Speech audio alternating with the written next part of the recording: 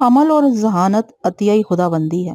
اس کا درست استعمال انسان کو اشرف المخلوقات بنا دیتا ہے، وگرنہ صرف اپنے فائدے کی خاطر دوسروں کو نقصان سے دوچار کرنے والی عقل نہیں بلکہ مکاری ہے۔ ایک چلتے پرزے کا ماجرائے عبرت، وہ ذہانت اور مکاری کے مابین فرق سے ناشنا تھا۔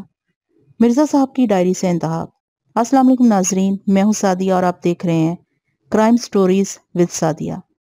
تو آئیے مرزا امجد بیگ صاحب کا ایک بہت ہی دلچسپ کیس سنتے ہیں، لیکن اس سے پہلے جو میرے چینل پر نیو ہیں، جنہوں نے ابھی تک میرے چینل کو سبسکرائب نہیں کیا تو سبسکرائب جلدی سے کر لیجئے۔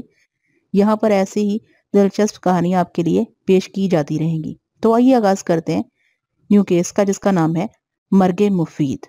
کراچی میں بارش بہت کم ہوتی ہے، اور جب کبھی ہوتی ہے تو پھر رفتہ و آمدہ سارا حساب بے باک کر دیتی ہے۔ کبھی کبھار کی غیر متوقع بارش کی ہولناکی و تباہ کاری سے اہل شہر بخوبی واقف ہیں۔ نظام زندگی درہم برہم ہو کر رہ جاتا ہے۔ لگ بھگ 50% گھروں کی اندرون خانہ زندگی بری طرح متاثر ہوتی ہے۔ بعض کچھی آبادیوں کے مکانوں میں تو گردن گردن پانی بھر جاتا ہے، اور لاتعداد کوارٹر نما مکانوں اور جھگی نما کوارٹرز کی چھتیں تک دھواں دار بارش کے قہرناک حملوں کی تاب نہ لاتے ہوئے پیوندے عرض ہو جاتی ہیں۔ ٹریفک کا نظام بالکل معطل ہو کر رہ جاتا ہے، کیونکہ چھوٹی بڑی سڑکیں ندی نالوں کا منظر پیش کر رہی ہوتی ہیں۔ وہ بھی ایک ایسی ہی شام تھی۔ اس روز صبح ہی سے وقفے وقفے سے بارش کا سلسلہ جاری تھا، پھر دوپہر کے بعد تو باقاعدہ موسلا دھار می برسنے لگا۔ عدالتی مصروفیات سے فارغ ہونے کے بعد پہلے تو میں نے یہی سوچا تھا کہ سیدھا گھر چلا جاؤں، پھر میں نے اپنے اس خیال کی تردید کی اور دفتر کا ایک سرسری چکر لگانے کا فیصلہ کر لیا۔ میں نہیں چاہتا تھا کہ دفتر کا عملہ میرے غیر مطلع غیاب سے پریشان ہو۔ ارادہ میرا یہی تھا کہ کچھ وقت دفتر میں گزار کر موقع محل دیکھتے ہوئے اپنے سٹاف کی بھی چھٹی کر دوں گا اور خود بھی گھر کی راہ لوں گا، مگر میرے تمام فیصلے اور ادھورے رہ گئے۔ میں دفتر میں جا کر ایسا پھنسا کہ پھر شام سے پہلے اٹھنا ممکن نہ رہا۔ ہوا کچھ یوں کہ جیسے ہی میں دفتر پہنچا، بارش نے طوفانی شکل اختیار کر لی۔ دیکھتے ہی دیکھتے اس کی قیامت خیزی میں اس قدر اضافہ ہو گیا کہ دفتر سے نکلنا کارِ دار بن کر رہ گیا۔ شام کو بارش کا زور ٹوٹا تو ہم باہر نکلے، مگر ایسا معلوم ہوتا تھا کہ پورا شہر خوفناک سیل آب کی زد میں ہے۔ اس صورت حالات نے میری سیکریٹری فرزانہ کو پریشان کر دیا۔ وہ چاروں طرف نگاہ دوڑاتے ہوئے تشویشناک لہجے میں بولی، سر یہاں تو ہر طرف پانی ہی پانی نظر آ رہا ہے، میں گھر کیسے پہنچوں گی؟ اس کی تشویش بجا تھی۔ میں نے کہا، تم ٹھیک کہہ رہی ہو، اس وقت کسی رکشہ یا ٹیکسی کا ملنا تو ناممکنات میں سے ہے۔ ہاں یہ ہو سکتا ہے کہ میں تمہیں ڈراپ کرتے ہوئے نکل جاؤں۔ فرزانہ کو میرے دفتر میں ملازمت کرتے زیادہ عرصہ نہیں ہوا تھا۔ اس سے پہلے والی سیکریٹری چونکہ میرے گھر کے راستے ہی میں رہائش رکھتی تھی، اس لیے میں روزانہ اسے اپنے ساتھ گاڑی میں لے جاتا تھا اور اس کے علاقے میں ڈراپ کرتے ہوئے آگے نکل جاتا تھا۔ فرزانہ کا گھر سوسائٹی آفس کے نزدیک تھا۔ وہ بس یا پھر رکشہ ٹیکسی وغیرہ میں دفتر آتی جاتی تھی۔ میری پیشکش پر وہ پہلے تو ہچکچائی، مگر گھر پہنچنے کی دوسری کوئی صورت نہیں تھی، اس لیے اس نے میری پیشکش کو قبول کر لیا۔ ہم دونوں میری گاڑی میں آ کر بیٹھ گئے۔ فرزانہ بہت مختلف قسم کی لڑکی تھی، خاموش طبع، سنجیدہ اور لیے دیے رہنے والی۔ وہ نہ صرف اپنے کام میں پرفیکٹ تھی، بلکہ اس کی باوقار شخصیت دیکھنے والے پر ایک خاص قسم کا تاثر بھی چھوڑتی تھی۔ وہ ایک ایسی لڑکی تھی جس سے گفتگو کے دوران انسان کو محتاط رہنے کی ضرورت ہوتی ہے۔ بالفاظ دیگر وہ ایک ذہین اور بردبار لڑکی تھی۔ میری گاڑی ایک دو ذیلی گلیوں سے ہوتے ہوئے ایم اے جناح روڈ المعروف بندر روڈ پر آ گئی۔ اس وسیع و عریض اور شہر کے لیے ریڑھ کی ہڈی کسی حیثیت کی حامل سڑک پر بھی گھٹنے گھٹنے پانی نظر آ رہا تھا۔ خصوصاً سڑک کی دونوں جانب تو باقاعدہ نالے بہ رہے تھے، البتہ بیچ کا حصہ قدرے کم متاثر ہوا تھا اور وہاں ڈرائیونگ ممکن تھی۔ میں نے ڈرائیونگ کے لیے سازگار سڑک کے اسی حصے پر اپنی گاڑی کو ڈال دیا۔ فرزانہ عقبی نشست پر بیٹھی تھی اور میرے پہلو میں پسنجر سیٹ پر میرا بریف کیس دھرا تھا۔ ہمارے درمیان اکا دکا بات کے سوا کوئی باقاعدہ گفتگو نہیں ہوئی تھی۔ گاڑی سعید منزل سے تھوڑا پیچھے ہی تھی کہ فرزانہ نے مجھے مخاطب کیا، سر وہ دیکھیں۔ میں نے کب نما آئینے میں ایک اچٹتی سی نگاہ فرزانہ کے سراپا پر ڈالی اور پوچھا، کہاں دیکھوں کیا دیکھوں؟ وہ بائیں جانب ہاتھ سے اشارہ کرتے ہوئے بولی، وہ ادھر سر، وہ بوڑھی عورت۔ میں نے ڈرائیونگ پر توجہ مرکوز رکھتے ہوئے سرسری سے انداز میں اس سمت دیکھا جس جانب فرزانہ نے اشارہ کیا تھا۔ اس طرف سڑک کے کنارے ایک بوڑھی عورت بڑی قسم پسری کی حالت میں کھڑی تھی۔ اس کی کیفیت سے اندازہ ہوتا تھا کہ اسے کسی سواری کی تلاش ہے جس کا حصول اس وقت جوئے شیر لانے کے مترادف تھا۔ اس افراتفری کے عالم میں کوئی بس والا اس بڑھیا کے لیے رکنے کو تیار نہیں تھا، اور رکشہ ٹیکسی کا تو خیر سوال ہی پیدا نہیں ہوتا تھا۔ عقبی نشست سے ابھرنے والی فرزانہ کی آواز میرے سماعت سے ٹکرائی۔ سر، اگر ہم بڑی اماں کو لفٹ دے دیں تو میرے خیال میں کوئی حرج نہیں ہوگا، بیچاری بڑی مشکل میں دکھائی دیتی ہے۔ فرزانہ کی تجویز معقول اور پروزن تھی۔ میں نے فوراً اپنی گاڑی اس بوڑھی عورت کے نزدیک لے جا کر روک دی۔ اگرچہ اس عمل کے لیے مجھے ٹریفک کے 1-2 اصول بھی توڑنا پڑے تھے جو کہ ہمارے یہاں کا معمول ہے، لیکن میں نے اس روزمرہ کو انتہائی مجبوری کے عالم اختیار کیا تھا، اور وہ بھی ایک نیک مقصد کی خاطر۔ اگرچہ قانون شکنی ہر حال میں قانون شکنی ہے، مگر ہمارے ملک کے قانون، خصوصاً ٹریفک کے قانون کا اپنا ایک مزاج بن گیا ہے۔ یہ بات میرے تجربے میں آئی ہے کہ اگر آپ ٹریفک کے قوانین کی پوری طرح پاسداری کریں تو سب سے زیادہ حادثات کا شکار آپ ہی بنیں گے۔ یہ کوئی پرلطف چٹکلا نہیں، ہماری قوم کا اجتماعی المیہ ہے۔ اس پر مسکرانے کی بجائے سنجیدگی سے غور و فکر کرنے کی ضرورت ہے، چاہے ہم تسلیم کریں یا نہ کریں۔ میں نے بائیں جانب کا شیشہ گرا کر بہلو کے بل جھکتے ہوئے اس بوڑھی عورت کو مخاطب کرتے ہوئے پوچھا، اماں کہاں جائیں گی؟ نمائش تک، اس نے نحیف آواز میں جواب دیا۔ اس دوران میں فرزانہ گاڑی کی عقبی نشست والا دروازہ کھول چکی تھی۔ میں نے اس عورت سے کہا، اندر بیٹھ جائیں، ہم اسی طرف جا رہے ہیں، آپ کو نمائش پر اتار دیں گے، اللہ تمہارا بھلا کرے۔ وہ دعائیہ کلمات ادا کرتے ہوئے گاڑی کے اندر آ گئی۔ اس کے بیٹھتے ہی فرزانہ نے دروازہ بند کر دیا۔ میں نے گاڑی آگے بڑھا دی۔ بوڑھی عورت کا لباس قدرے بھیگا ہوا تھا۔ جب ہم دفتر سے نکلے تھے تو بارش پوری طرح تھم چکی تھی، مگر چند لمحے پہلے نئے سرے سے بوندا باندی کا آغاز ہو گیا تھا۔ بوڑھی عورت نے اپنے کپڑوں پر ہاتھ پھیرتے ہوئے بڑبڑانے والے انداز میں کہا، بھلائی کا زمانہ ہی نہیں رہا، جس کو دیکھو وہی بے ایمانی کی راہ اپنائے ہوئے ہے۔ پتہ نہیں لوگ آخرت کو کیوں بھلا بیٹھے ہیں، جیسے کسی کو مرنا ہی نہ ہو۔ کیا ہوا اماں؟ فرزانہ نے نرم لہجے میں پوچھا۔ آپ کس پر خفا ہو رہی ہیں؟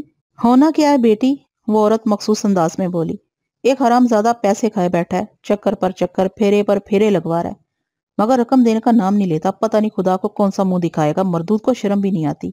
اس برستی بارش میں اس کے وعدے کے مطابق آئی تھی، مگر وہ گھر میں ہی نہیں ملا۔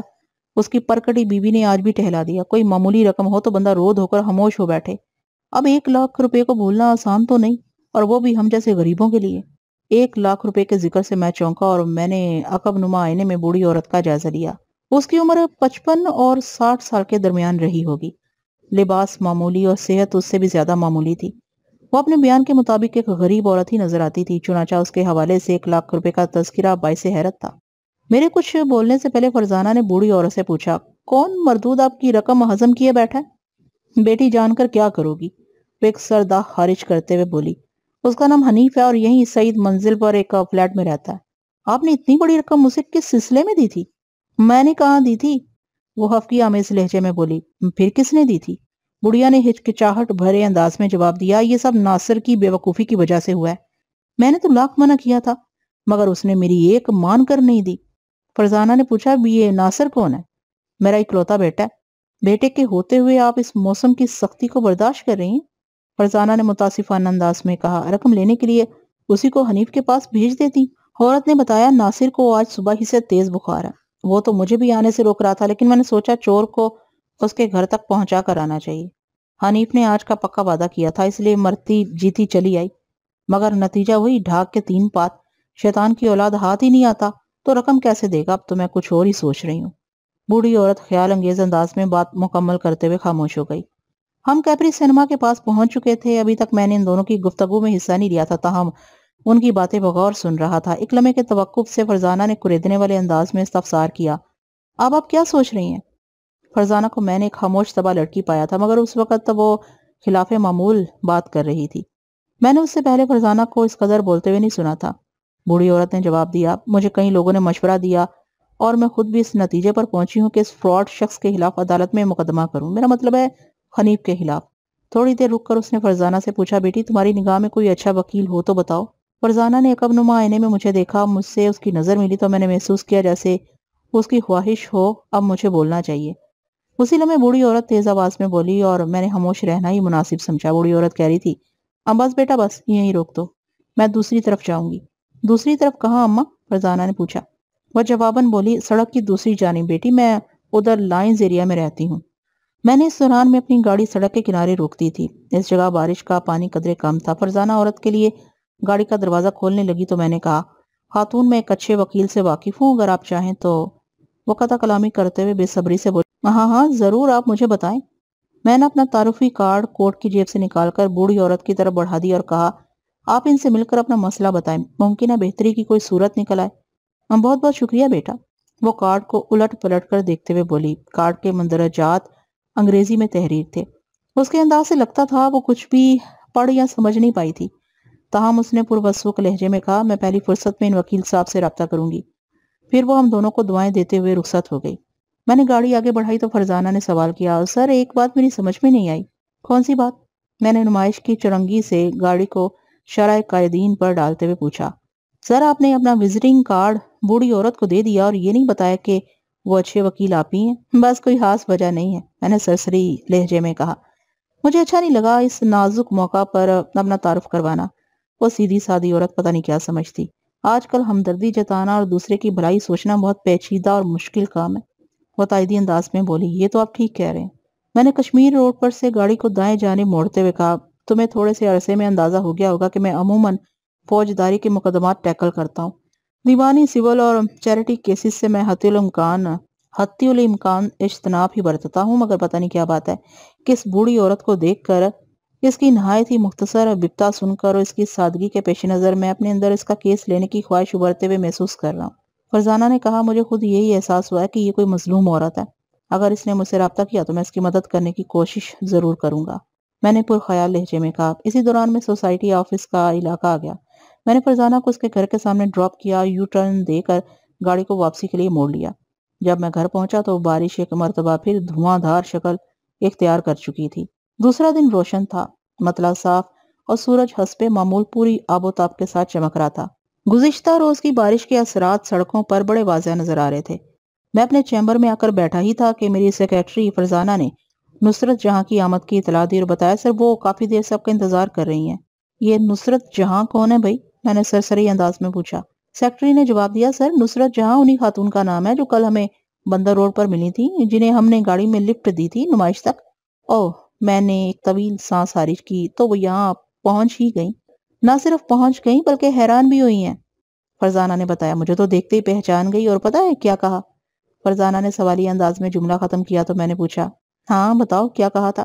میں نے جواب دینے کی بجائے الٹا سوال کر دیا تو وہ بولی، سر انہوں نے مجھ پر نظر پڑتے ہی مسکراتے ہوئے کہا تھا، تمہیں دیکھ کر میں وثوق سے کہہ سکتی ہوں کہ تمہارے وکیل صاحب وہی ہوں گے جنہوں نے کل مجھے اپنا تعارفی کارڈ دیا تھا۔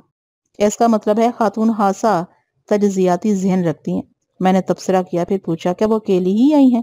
ان کا بیٹا بھی ہے ساتھ، فرزانہ نے بتایا، یعنی ناصر؟ جی سر۔ ٹھیک ہے، میں نے حتمی لہجے میں کہا، انہیں اندر بھیج دو۔ تھوڑی دیر کے بعد دونوں ماں بیٹا میرے سامنے بیٹھے ہوئے تھے۔ ناصر کی عمر کا اندازہ میں نے لگ بھگ 30 سال لگایا، جو ازاں بعد درست ثابت ہوا۔ وہ اوسط قد و قامت کا مالک کے کام سا شخص تھا۔ ناصر کی والدہ نصرت جہاں نے مجھے مخاطب کرتے ہوئے کہا، وکیل صاحب آپ بھی کمال کے آدمی ہیں۔ بہرحال میں اپنے اکلوتے بیٹے کو لے کر آپ کے پاس آ گئی ہوں۔ میں نے براہ راست ناصر سے پوچھا، آپ کا بخار کیسا؟ آپ تو بالکل ٹھیک ہوں۔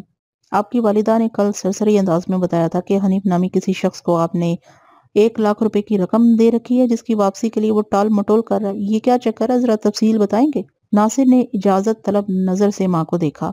نصرت جہاں نے کھنکار کر گلا صاف کرتے ہوئے کہا، میری طرف کیا دیکھ رہے ہو؟ رقم تم نے پھنسائی ہے، تم ہی وکیل صاحب کو سارا قصہ سنا۔ قصہ تو میں سناؤں گا ہی اماں، ناصر نے دزدیدہ نظر سے ماں کو دیکھتے ہوئے کہا، لیکن تم مجھے اکلوتا کیوں کہتی ہو؟ لو اور سنو، نصرت جہاں ہوا میں ہاتھ لہراتے ہوئے بولی، اکلوتا نہ کہوں تو اور کیا کہوں؟ ناصرہ تو اب دوسرے جہاں کی باسی ہو گئی ہے۔ میری اولادوں میں تم دونوں ہی تو تھے، ایک کو خدا نے اپنے پاس بلا لیا، دوسرے کو میرے پاس چھوڑ دیا۔ ایک لمحے کو وہ رکی، پھر بات جاری رکھتے ہوئے بولی، میں یوں بھی تمہیں اکلوتا کہتی ہوں کہ اب تمہارے سوا اس دنیا میں میرا کوئی اور نہیں ہے۔ تمہارے ابا تو ناصرہ کے ساتھ ہی ہم سے بچھڑ گئے۔ بات ختم کرتے کرتے وہ روحانسی ہو چکی تھی۔ میں نے نصرت جہاں کو جذباتی ریلیز نکالنے کے لیے موضوع کو تبدیل کیا اور دونوں ماں بیٹے سے باری باری حنیف فراڈیا اور 1,00,000 کی رقم کے بارے میں مختلف سوالات کرنے لگا۔ انہوں نے 1 گھنٹے کی گفتگو میں مجھے جو حالات و واقعات بتائے، میں ان کا خلاصہ آپ کی خدمت میں پیش کرتا ہوں تاکہ آپ ان پر ٹوٹنے والی بپتا کے پس منظر سے واقف ہو سکیں۔ ناصر کا والد یعنی نصرت جہاں کا شوہر نصیر احمد کسی سرکاری محکمے میں ملازم تھا۔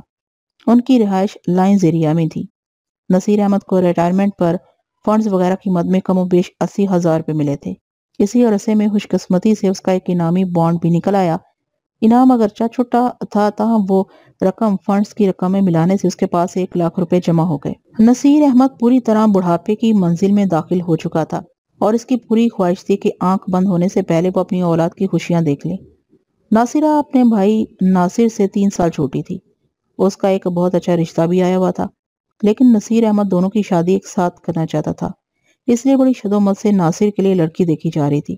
حالات سے پتہ چلتا تھا کہ ان دونوں کی شادی میں لگ بھگ 1 سال تو لگ ہی جائے گا۔ چنانچہ نصیر احمد نے یہی مناسب سمجھا کہ اتنی بڑی رقم کو کسی محفوظ اسکیم میں لگا دے۔ جی ہاں، اس زمانے میں نصیر احمد جیسی حیثیت کے شخص کے لیے 1 لاکھ روپے اچھی خاصی رقم تھی۔ نصیر احمد کے نزدیک سب سے محفوظ اور قابل بھروسہ انویسٹمنٹ قومی بچت کی کسی اسکیم میں ہی ہو سکتی تھی۔ اس نے نیشنل سیونگ اسکیم کے سرٹیفکیٹ خرید کر 6 ماہی منافع کے تحت 1 لاکھ کی رقم قومی بچت کے مرکز میں جمع کروا دی۔ اس زمانے میں آج کل کی طرح ماہانہ منافع کا دستور نہیں تھا۔ نصیر احمد کو 6 ماہ کے بعد 1 لاکھ کی رقم پر کم و بیش 5,000 روپے منافع ملنا تھا۔ اس انویسٹمنٹ کے ٹھیک 5.5 ماہ بعد، یعنی جب منافع کی رقم ملنے میں نصف ماہ باقی تھا، نصیر احمد کو ایک اندھوناک حادثہ پیش آ گیا۔ وہ اپنی بیٹی ناصرہ کے ساتھ ایک سڑک عبور کر رہا تھا کہ ایک تیز رفتار ٹریلر ان دونوں کو روندتے ہوئے گزر گیا۔ ناصرہ تو موقع پر ہی جاں بحق ہو گئی۔ نصیر احمد کو فوری طور پر اسپتال پہنچایا گیا، مگر وہ جاں بر نہ ہو سکا اور رات کے آخری پہر میں اپنے حالے حقیقی سے جا ملا۔ نصرت جہاں اور ناصر پر گویا ساتوں آسمان ایک ساتھ آن گرے تھے۔ ان کا چھوٹا کوارٹر ماتم کدہ بن گیا۔ ایک ساتھ 2 جنازے اٹھے تو ماں بیٹے کے دل خون ہو گئے۔ ان کے زخموں کا اندازہ وہی شخص لگا سکتا ہے جو کبھی ایسی دل خراش اور جگر پاش صورتحال سے گزرا ہو۔ وقت بیک وقت بے رحم بھی ہے اور مسیحا بھی۔ یہ ایک طرف دل و دماغ پر چرکے لگاتا ہے تو دوسری جانب زخموں پر مرہم بھی رکھتا ہے۔ اس کی ستمگری اور رفوکاری کو سمجھنا ہر ایک کے بس کی بات نہیں ہے۔ اسی وقت کے گزرنے کے ساتھ ساتھ ماں بیٹے کے زخم بھی بھرتے چلے گئے اور رفتہ رفتہ وہ نارمل زندگی گزارنے لگے۔ ناصر IIT چندی گڑھ روڈ پر ایک ایسی کمپنی میں کام کرتا تھا جو ٹائپ رائٹرز اور اسی قسم کی دفتری استعمال کی چیزیں فروخت کرتے تھے۔ اس زمانے میں کمپیوٹر نے ہمارے ملک میں ابھی اتنی زیادہ ترقی نہیں کی تھی اور ٹائپ رائٹر اپنے مقام و مرتبے کے لحاظ سے خاصی اہمیت رکھتا تھا۔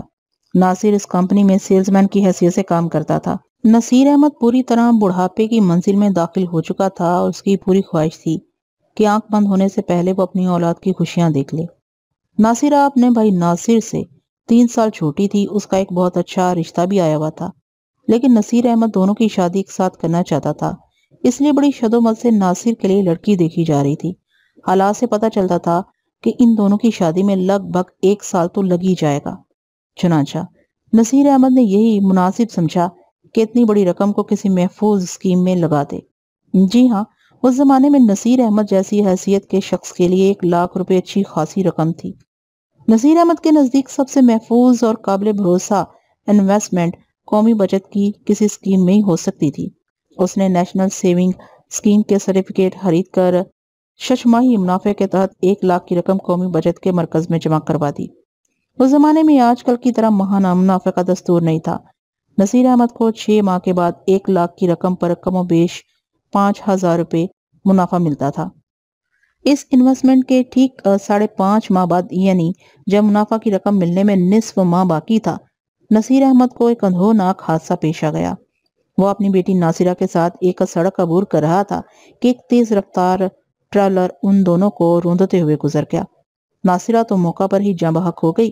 نصیر احمد کو فوری طور پر اسپتال پہنچایا گیا، مگر وہ جاں بر نہ ہو سکا اور رات کے آخری پہر وہ بھی اپنے حالے حقیقی سے جا ملا۔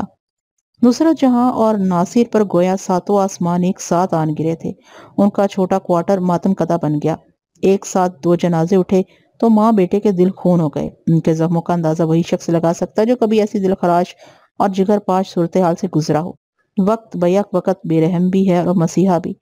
یہ ایک طرف دل و دماغ پر چرکے لگاتا ہے تو دوسری جانب زخموں پر مرہم بھی رکھتا ہے۔ اس کی ستمگری اور رفوکاری کو سمجھنا ہر ایک کے بس کی بات نہیں ہے۔ اسی وقت کے گزرنے کے ساتھ ساتھ ماں بیٹے کے زخم بھرتے چلے گئے اور رفتہ رفتہ وہ نارمل زندگی گزارنے لگے۔ ناصر IIT چندی گڑھ روڈ پر ایک ایسی کمپنی میں کام کرتا تھا جو ٹائپ رائٹر اور اسی قسم کی دفتری استعمال کی چیزیں فروخت کرتے تھے۔ اس زمانے میں کمپیوٹر نے ہمارے ملک میں ابھی اتنی زیادہ ترقی نہیں کی تھی اور ٹائپ رائٹر اپنے مقام و مرتبے کے لحاظ سے خاصی اہمیت رکھتا تھا۔ ناصر اس کمپنی میں سیلزمین کی حیثیت سے کام کرتا تھا۔ اچھے وقت کا انتظار ہر کوئی کرتا ہے مگر برا وقت بغیر اطلاع کے چلا آتا ہے۔ اسی برے وقت نے ایک روز ناصر کے در پر دستک دی۔ وہ شاہد حسین کی باتوں میں آ گیا۔ وہ نہیں جانتا تھا کہ شاہد کی بات مان کر وہ کس دلدل میں دھنسنے جا رہا تھا۔ شاہد حسین ایک کلرک ٹائپ شخص تھا جو ناصر کی کمپنی کے قریب ہی ایک شپنگ کمپنی میں کام کرتا تھا۔ سی کنگ کمپنی ایک معروف اور بااعتماد ادارہ تھا۔ شاہد حسین اکثر و بیشتر ناصر سے ملنے اس کے دفتر آتا رہتا تھا۔ کبھی کبھار ناصر بھی اس کے پاس چلا جاتا۔ دونوں میں اچھی خاصی انڈرسٹینڈنگ تھی جو رفتہ رفتہ دوستی کی شکل اختیار کر گئی۔ شاید انعامی بانڈز کی پرچیاں وغیرہ خریدا کرتا تھا۔ یہ جوئے کی ایک شکل ہی تھی۔ اگر آپ کا مطلوبہ نمبر لگ گیا تو کچھ رقم آپ کے ہاتھ آ گئی، ورنہ لگائی گئی رقم ڈوب جاتی تھی۔ آج کل تو یہ کاروبار نہایت ہی ترقی یافتہ صورت میں جاری و ساری ہے اور اس میں اس قدر ویرائٹی پیدا ہو چکی ہے کہ بعض اسکیمز کو سمجھتے ہوئے دماغ کے چولیں ہل کر رہ جاتی ہیں۔ شاہد اپنی جیت کی کہانیاں اکثر ناصر کو سناتا اور اس سے بھی رقم لگانے پر اکساتا رہتا۔ یار 150 ہی لگا کر دیکھو، اگر نمبر نہیں بھی لگا تو کیا نقصان ہے؟ ویسے یہ تو ممکن نہیں کہ ایک بھی نمبر نہ لگے۔ میں نے آج تک اس میں گھاٹا نہیں کھایا۔ اگر 10 میں سے ایک پرچی بھی لگ جائے تو رقم کور ہو جاتی ہے۔ کچھ بھی ہے مگر میں اس چکر میں نہیں پڑنا چاہتا۔ ناصر ہمیشہ اسے یہی جواب دیتا، یہ سب جوا ہے جو میرے نزدیک غلط کام ہے۔ شاہد دلیل دیتا، تم غلط اور صحیح کے حساب میں پڑے رہو گے تو کبھی ترقی نہیں کر سکو گے۔ مجھے دیکھو، میں نے ایک سال میں اچھا خاصا کما لیا ہے، اب تو میں سوچ رہا ہوں اسے انویسٹ کر دوں۔ ناصر نے دلچسپی لیتے ہوئے پوچھا، تم نے ایک سال میں کتنا کما لیا بھائی؟ لگ بھگ 30,000۔ 30,000؟ تمہاری قسم جھوٹ نہیں بول رہا ہوں، شاہد نے سنجیدگی سے کہا، اور یہ سب میں نے پرچیوں کے کھیل سے کمایا ہے۔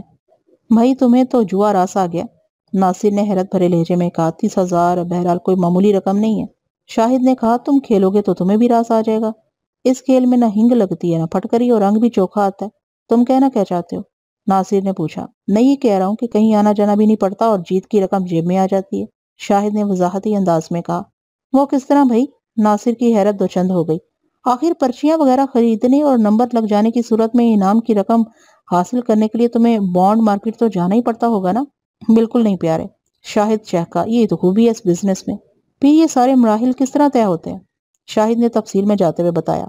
ہمارے دفتر کا چپڑاسی حنیف بڑا چلتا پرزا ہے، ایک طویل عرصے سے وہ اس دھندے میں۔ ہمارے دفتر کے تو تقریباً سبھی افراد اسے پرچیاں وغیرہ منگواتے ہیں، بعض لوگ انعامی بانڈز بھی منگواتے ہیں۔ بانڈ مارکیٹ میں حنیف کی اچھی خاصی جان پہچان ہے، لوگ اس پر بھروسہ کرتے ہیں۔ اب تو اس کام میں اسے بہت تجربہ ہو چکا ہے۔ قرآن اندازی میں آنے والے نمبروں کے بارے میں اس کا اندازہ 90% درست ثابت ہوتا ہے۔ بعض لوگوں کا خیال ہے حنیف نے بہت اوپر تک تعلقات استوار کر لی ہیں اور بڑے بڑے سٹوریوں سے اس کا رابطہ ہے۔ سٹہ مار بانڈز کی قرآن اندازی میں بڑی حد تک دخیل ہوتے ہیں۔ میرا ذاتی خیال بھی یہی ہے کہ حنیف کو کہیں نہ کہیں سے سن گن ضرور ملتی ہے، کیونکہ میں نے جب بھی اس کے مشورے کے مطابق آنکڑے اور پرچیاں خریدی تقریباً 80% نمبروں پر مجھے انعام ملا۔ یہ کوئی معمولی بات تو نہیں؟ واقعی یہ غیر معمولی بات ہے، ناصر نے اس بات میں گردن ہلائی۔ تم ایک مرتبہ اس میدان میں آ کر تو دیکھو، شاہد نے چارہ پھینکنے والے انداز میں کہا۔ قسمت کو آزمانے میں کیا حرج ہے؟ ناصر سوچ میں پڑ گیا۔ سچی بات تو یہ ہے کہ وہ تذبذب کا شکار ہو گیا تھا۔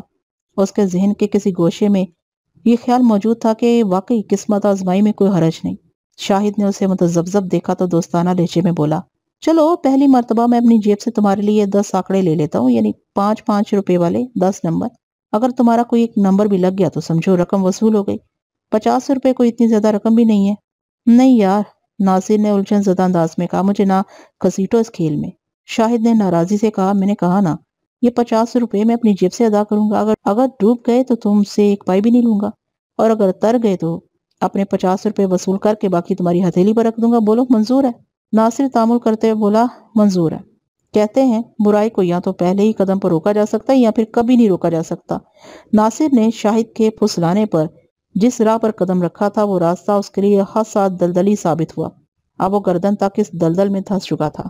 آپ اسے ناصر کی خوش قسمتی کہیں یا بدقسمتی، جوئے کا پہلا ہی داؤ اس کے حق میں مفید ثابت ہوا۔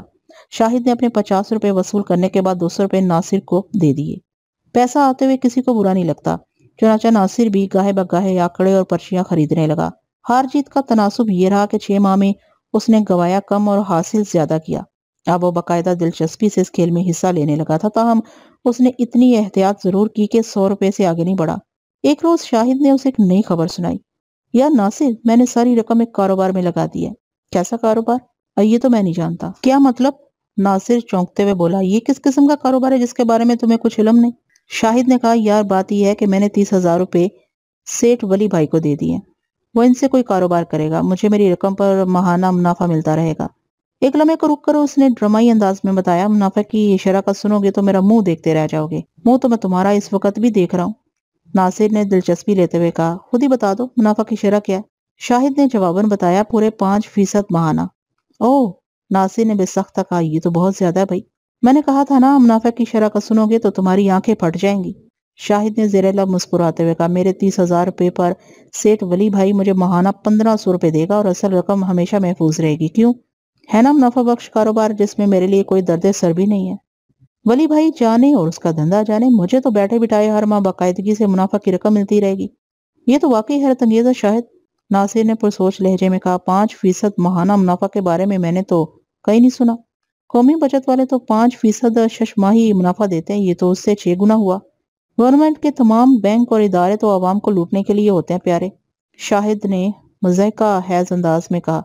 کبھی زکوٰۃ کے نام پر اور کبھی کسی دوسرے حربے سے کٹوتی کرتے رہتے ہیں. میں تو اس نتیجے پر پہنچا ہوں کہ اکاؤنٹ کھولوں یا انویسٹمنٹ کروں. ہمیشہ پرائیویٹ بینکوں اور اداروں کو ترجیح دینا چاہیے. اب یہی دیکھ لو، اگر میں 30,000 روپے ولی بھائی کے بجائے کسی بھی قومی بچت اسکیم میں لگا دیتا تو مجھے 1,500 روپے 6 ماہ کے بعد منافع ملتا. یعنی تقریباً 250 روپے ماہانہ. لیکن میں نے بے وقوفی نہیں کی، اس لیے ماہانہ 1,500 کماؤں گا. تم صحیح کہتے ہو. ناصر نے افسوسناک انداز میں گردن ہلاتے ہوئے کہا. ہم سے واقعی بے وقوفی ہوئی تھی. کیسی بے وقوفی ناصر؟ شاہد نے چونک کر اسے دیکھا. ناصر نے کہا. یار کچھ عرصہ پہلے ابا نے قومی بچت کی ایک اسکیم میں کچھ رقم لگائی تھی جس کا منافع ہمیں 6 ماہ کے بعد ملتا ہے، اور منافع کی شرح تمہاری بیان کردہ شرح سے 6 گنا کم ہے. ہے نا بے وقوفی کی بات؟ تم لوگوں نے کتنی رقم قومی بچت کی اسکیم میں پھنسا رکھی ہے؟ شاہد نے بے تابی سے پوچھا. 1,00,000 روپے. ناصر نے جواب دیا. 1,00,000 روپے؟ شاہد نے حیرت بھرے انداز میں زیر لب دہرایا. ناصر نے کہا. یار ابا کے ریٹائرمنٹ پر انہیں جو فنڈز وغیرہ ملے تھے ان میں کچھ اور رقم ملا کر پورے 1,00,000 روپے انہوں نے ششماہی منافع پر ایک اسکیم میں لگا دیے تھے جن پر ہمیں ششماہی 5,000 روپے ملتے ہیں. ابا تو اب اس دنیا میں نہیں رہے. ان کے ساتھ ہی ان کے خواب بھی چلے گئے. تاہم ان کی انویسٹ کی ہوئی رقم پر ہم باقاعدہ منافع لے رہے ہیں اور مسلسل اپنا نقصان کر رہے ہیں. شاہد نے گرا لگائی. شاید کچھ نہیں بولا. وہ کسی گہری سوچ میں ڈوبا ہوا تھا.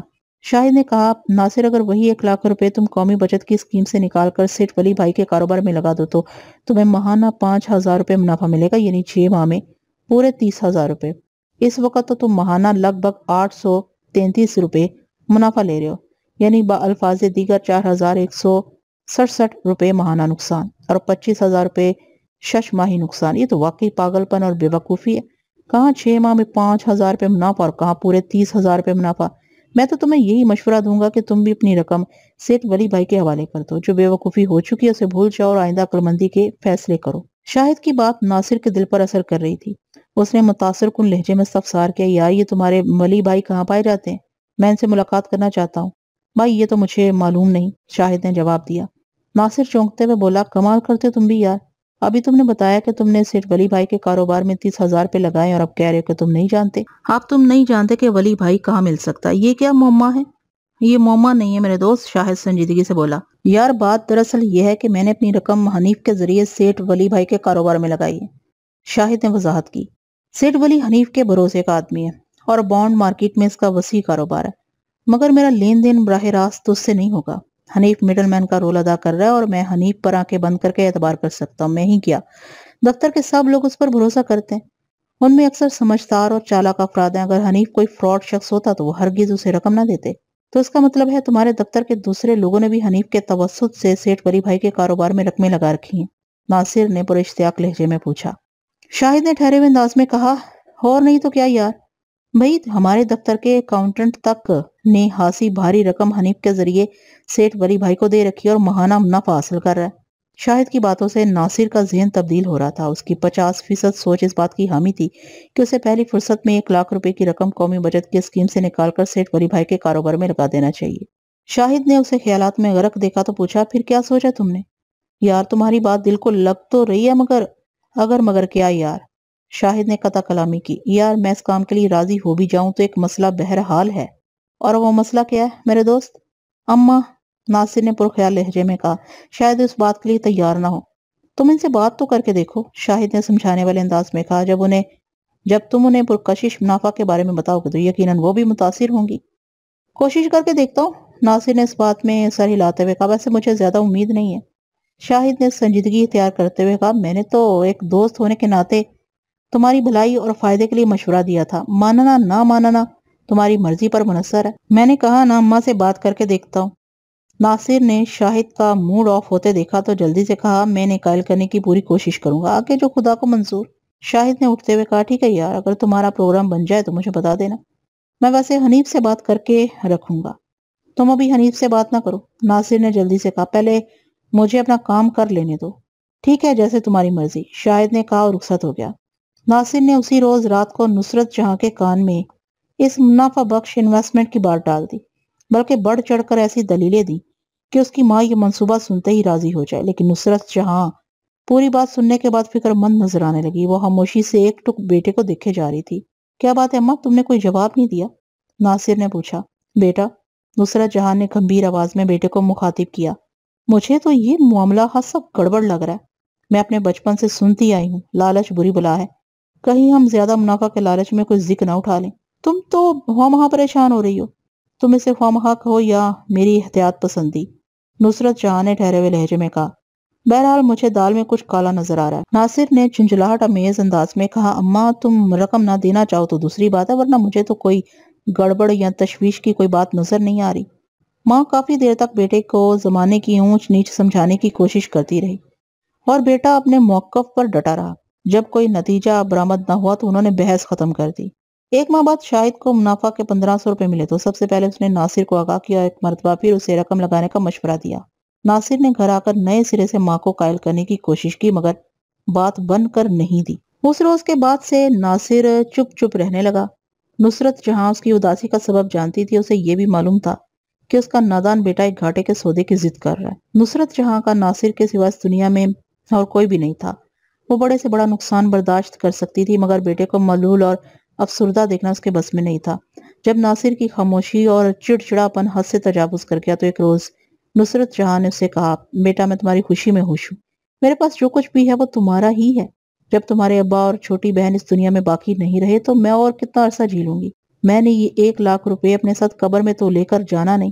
اگر تم اسی میں خوش ہو تو میں وہ رقم قومی بچت کی اسکیم سے نکال کر تمہارے حوالے کر دوں تو میں کل ہی مرکز قومی بچت جا کر مجاز آفیسر سے بات کرتی ہوں۔ کہو اب تو تم مطمئن ہو؟ ناصر نے دوسرے روز ہی شاہد کو بتایا کہ اگلے ماہ وہ بھی 1,00,000 روپے سیٹھ ولی بھائی کے کاروبار میں لگانا چاہتا ہے۔ یار شاہد، تم میری طرف سے اپنے دفتر کے آدمی سے بات کر لینا۔ میں کیا بات کروں یار، شاہد نے کہا، میں تمہیں براہ راست حنیف سے ملوا دیتا ہوں، تم روبرو بات کر لینا۔ ویسے میں پہلے سے تمہارا تعارف تو کروا ہی چکا ہوں۔ ناصر نے پوچھا، حنیف تمہارے دفتر میں کرتا کیا ہے؟ یار وہ ہمارے دفتر کا چپڑاسی ہے، شاہد نے جواب دیا، مگر کم بخت نے مقدر ایسا پایا ہے کہ ہر وقت ہزاروں میں کھیلتا رہتا ہے۔ بعض اوقات تو ہمارے دفتر کے اکاؤنٹنٹ اور دیگر باحیثیت افراد بھی اسے قرض لیتے ہیں۔ مجھے تو اس کی قسمت پر رشک آتا ہے۔ ایک لمحے کے توقف کے بعد اس نے بات جاری رکھتے ہوئے کہا، بھائی میں تو اس نتیجے پر پہنچا ہوں کہ جب تک انسان خود کوشش نہ کرے یہ قسمت بھی ساتھ نہیں دیتی۔ حنیف جب تک اپنی تنخواہ پر گزارا کر رہا تھا اس کی حالت ایک دم پھٹیچر تھی، لیکن جب سے اس نے کوشش کر کے اپنی قسمت کو آزمانا شروع کیا ہے اس کی اچھی خاصی ٹور بن گئی ہے۔ اب تو اس نے ایک نوجوان اور خوبصورت لڑکی سے دوسری شادی بھی کر لی ہے۔ ناصر کے لیے یہ سب کچھ حیرت انگیز تھا۔ وہ تہہ دل سے 1,00,000 روپے کی رقم حنیف کے توسط سے ولی بھائی کے کاروبار میں لگانے کا خواہاں تھا، جس پر اسے ماہانہ 5,000 روپے منافع ملتا۔ منافع کی رقم اتنی پرکشش اور آسانی سے حاصل ہونے والی تھی کہ ناصر کو اس کی چکا چوند میں وہ جال دکھائی نہ دیا جو ازاں بعد اسے اپنی گرفت میں جکڑنے والا تھا۔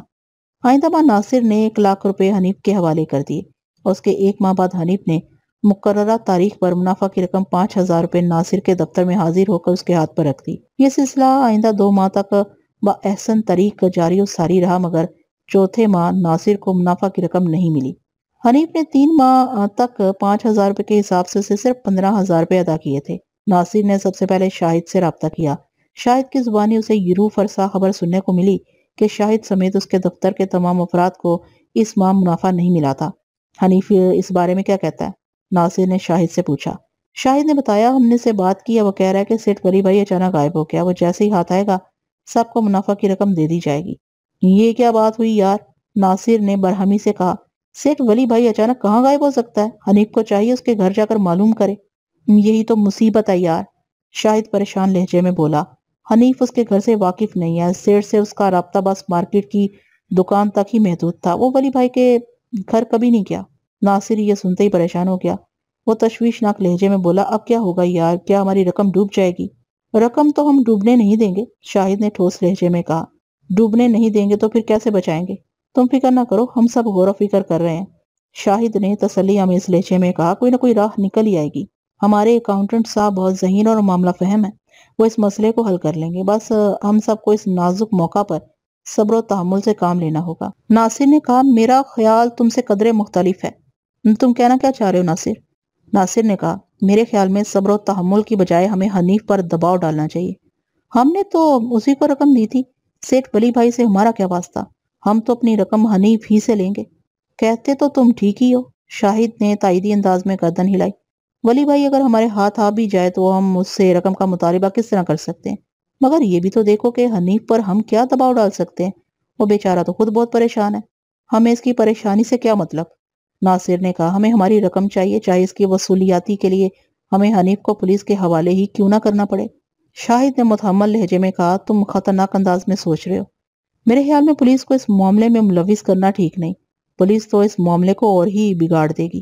ابھی تو حنیف ہم سے تعاون کر رہا ہے، وہ پوری شد و مت سے سیٹھ ولی بھائی کا سراغ لگانے کی کوشش کر رہا ہے، اور ہمیں اس نے یہ تسلی بھی دی ہے کہ اگر ولی بھائی ہاتھ نہ بھی آیا تو وہ خود اپنی جیب سے ہماری رقم واپس کرے گا۔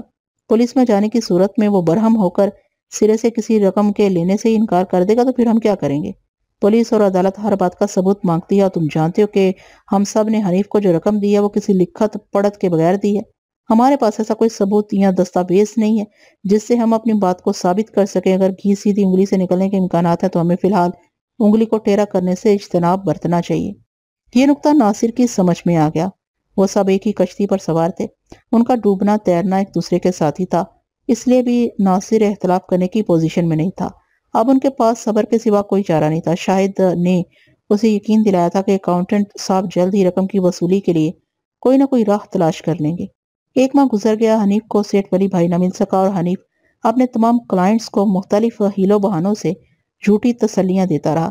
جب اس کی تسلیاں بے اثر ہونے لگی تو سی کنگ شپنگ کمپنی کے اکاؤنٹنٹ حاجی آفتاب جیلانی نے اپنے باس عبدالکریم شاہ سے اس سلسلے میں بات کی۔ آفتاب جیلانی کے علاوہ کلرک شاہد حسین، چوکیدار انور خان نے بھی حنیف کو رقم دے رکھی تھی۔ عبدالکریم شاہ نے بعض پرس کے لیے حنیف کو اپنے پاس بلایا، مگر وہ اپنی معذوری ظاہر کرنے لگا۔ اس کا کہنا تھا کہ اس میں اس کا کوئی قصور نہیں، سیٹھ ولی بھائی اسے جل دے گیا تھا، تاہم اس نے عبدالکریم شاہ سے وعدہ کیا کہ وہ باری باری سب کی رقم ادا کر دے گا، چاہے اس کے لیے اسے کچھ بھی کرنا پڑے۔ عبدالکریم شاہ تنازعہ جھگڑے سے بچنے والا ایک امن پسند کاروباری آدمی تھا۔ اپنی سمجھ بوجھ سے اس نے اندازہ لگا لیا کہ حنیف سے کچھ بھی نکلوانا ممکن نہیں، چنانچہ اس نے اپنی کمپنی کو میدان جنگ بن جانے سے پہلے پہلی فرصت میں حنیف کی چھٹی کر دی، اور متاثرین سے وہ شگاف الفاظ میں کہہ دی کہ چونکہ انہوں نے یہ لین دین اس کے علم میں لائے بغیر کیا تھا، اس لیے اپنے سود و زیاں کے وہ خود ذمہ دار ہیں۔ اس کے علاوہ انہیں تنبیہ بھی کی کہ اس سلسلے میں کسی بھی موقع پر سی کنگ کا نام نہیں آنا چاہیے۔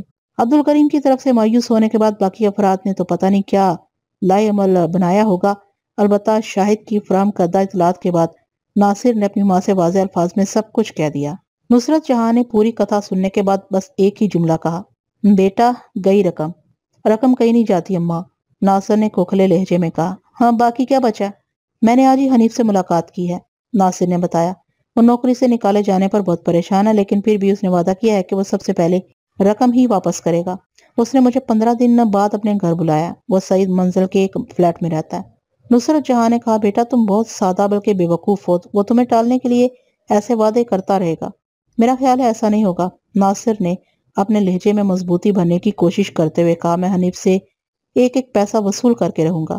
نصرت جہاں نے جواب میں کچھ کہنے کی بجائے ایک سردہ بھری اور جائے نماز بچھا کر سربسجود ہو گئی۔ یہ تھے وہ تمام حالات جن کی بدولت وہ ماں بیٹا اس وقت میرے سامنے بیٹھے ہوئے تھے۔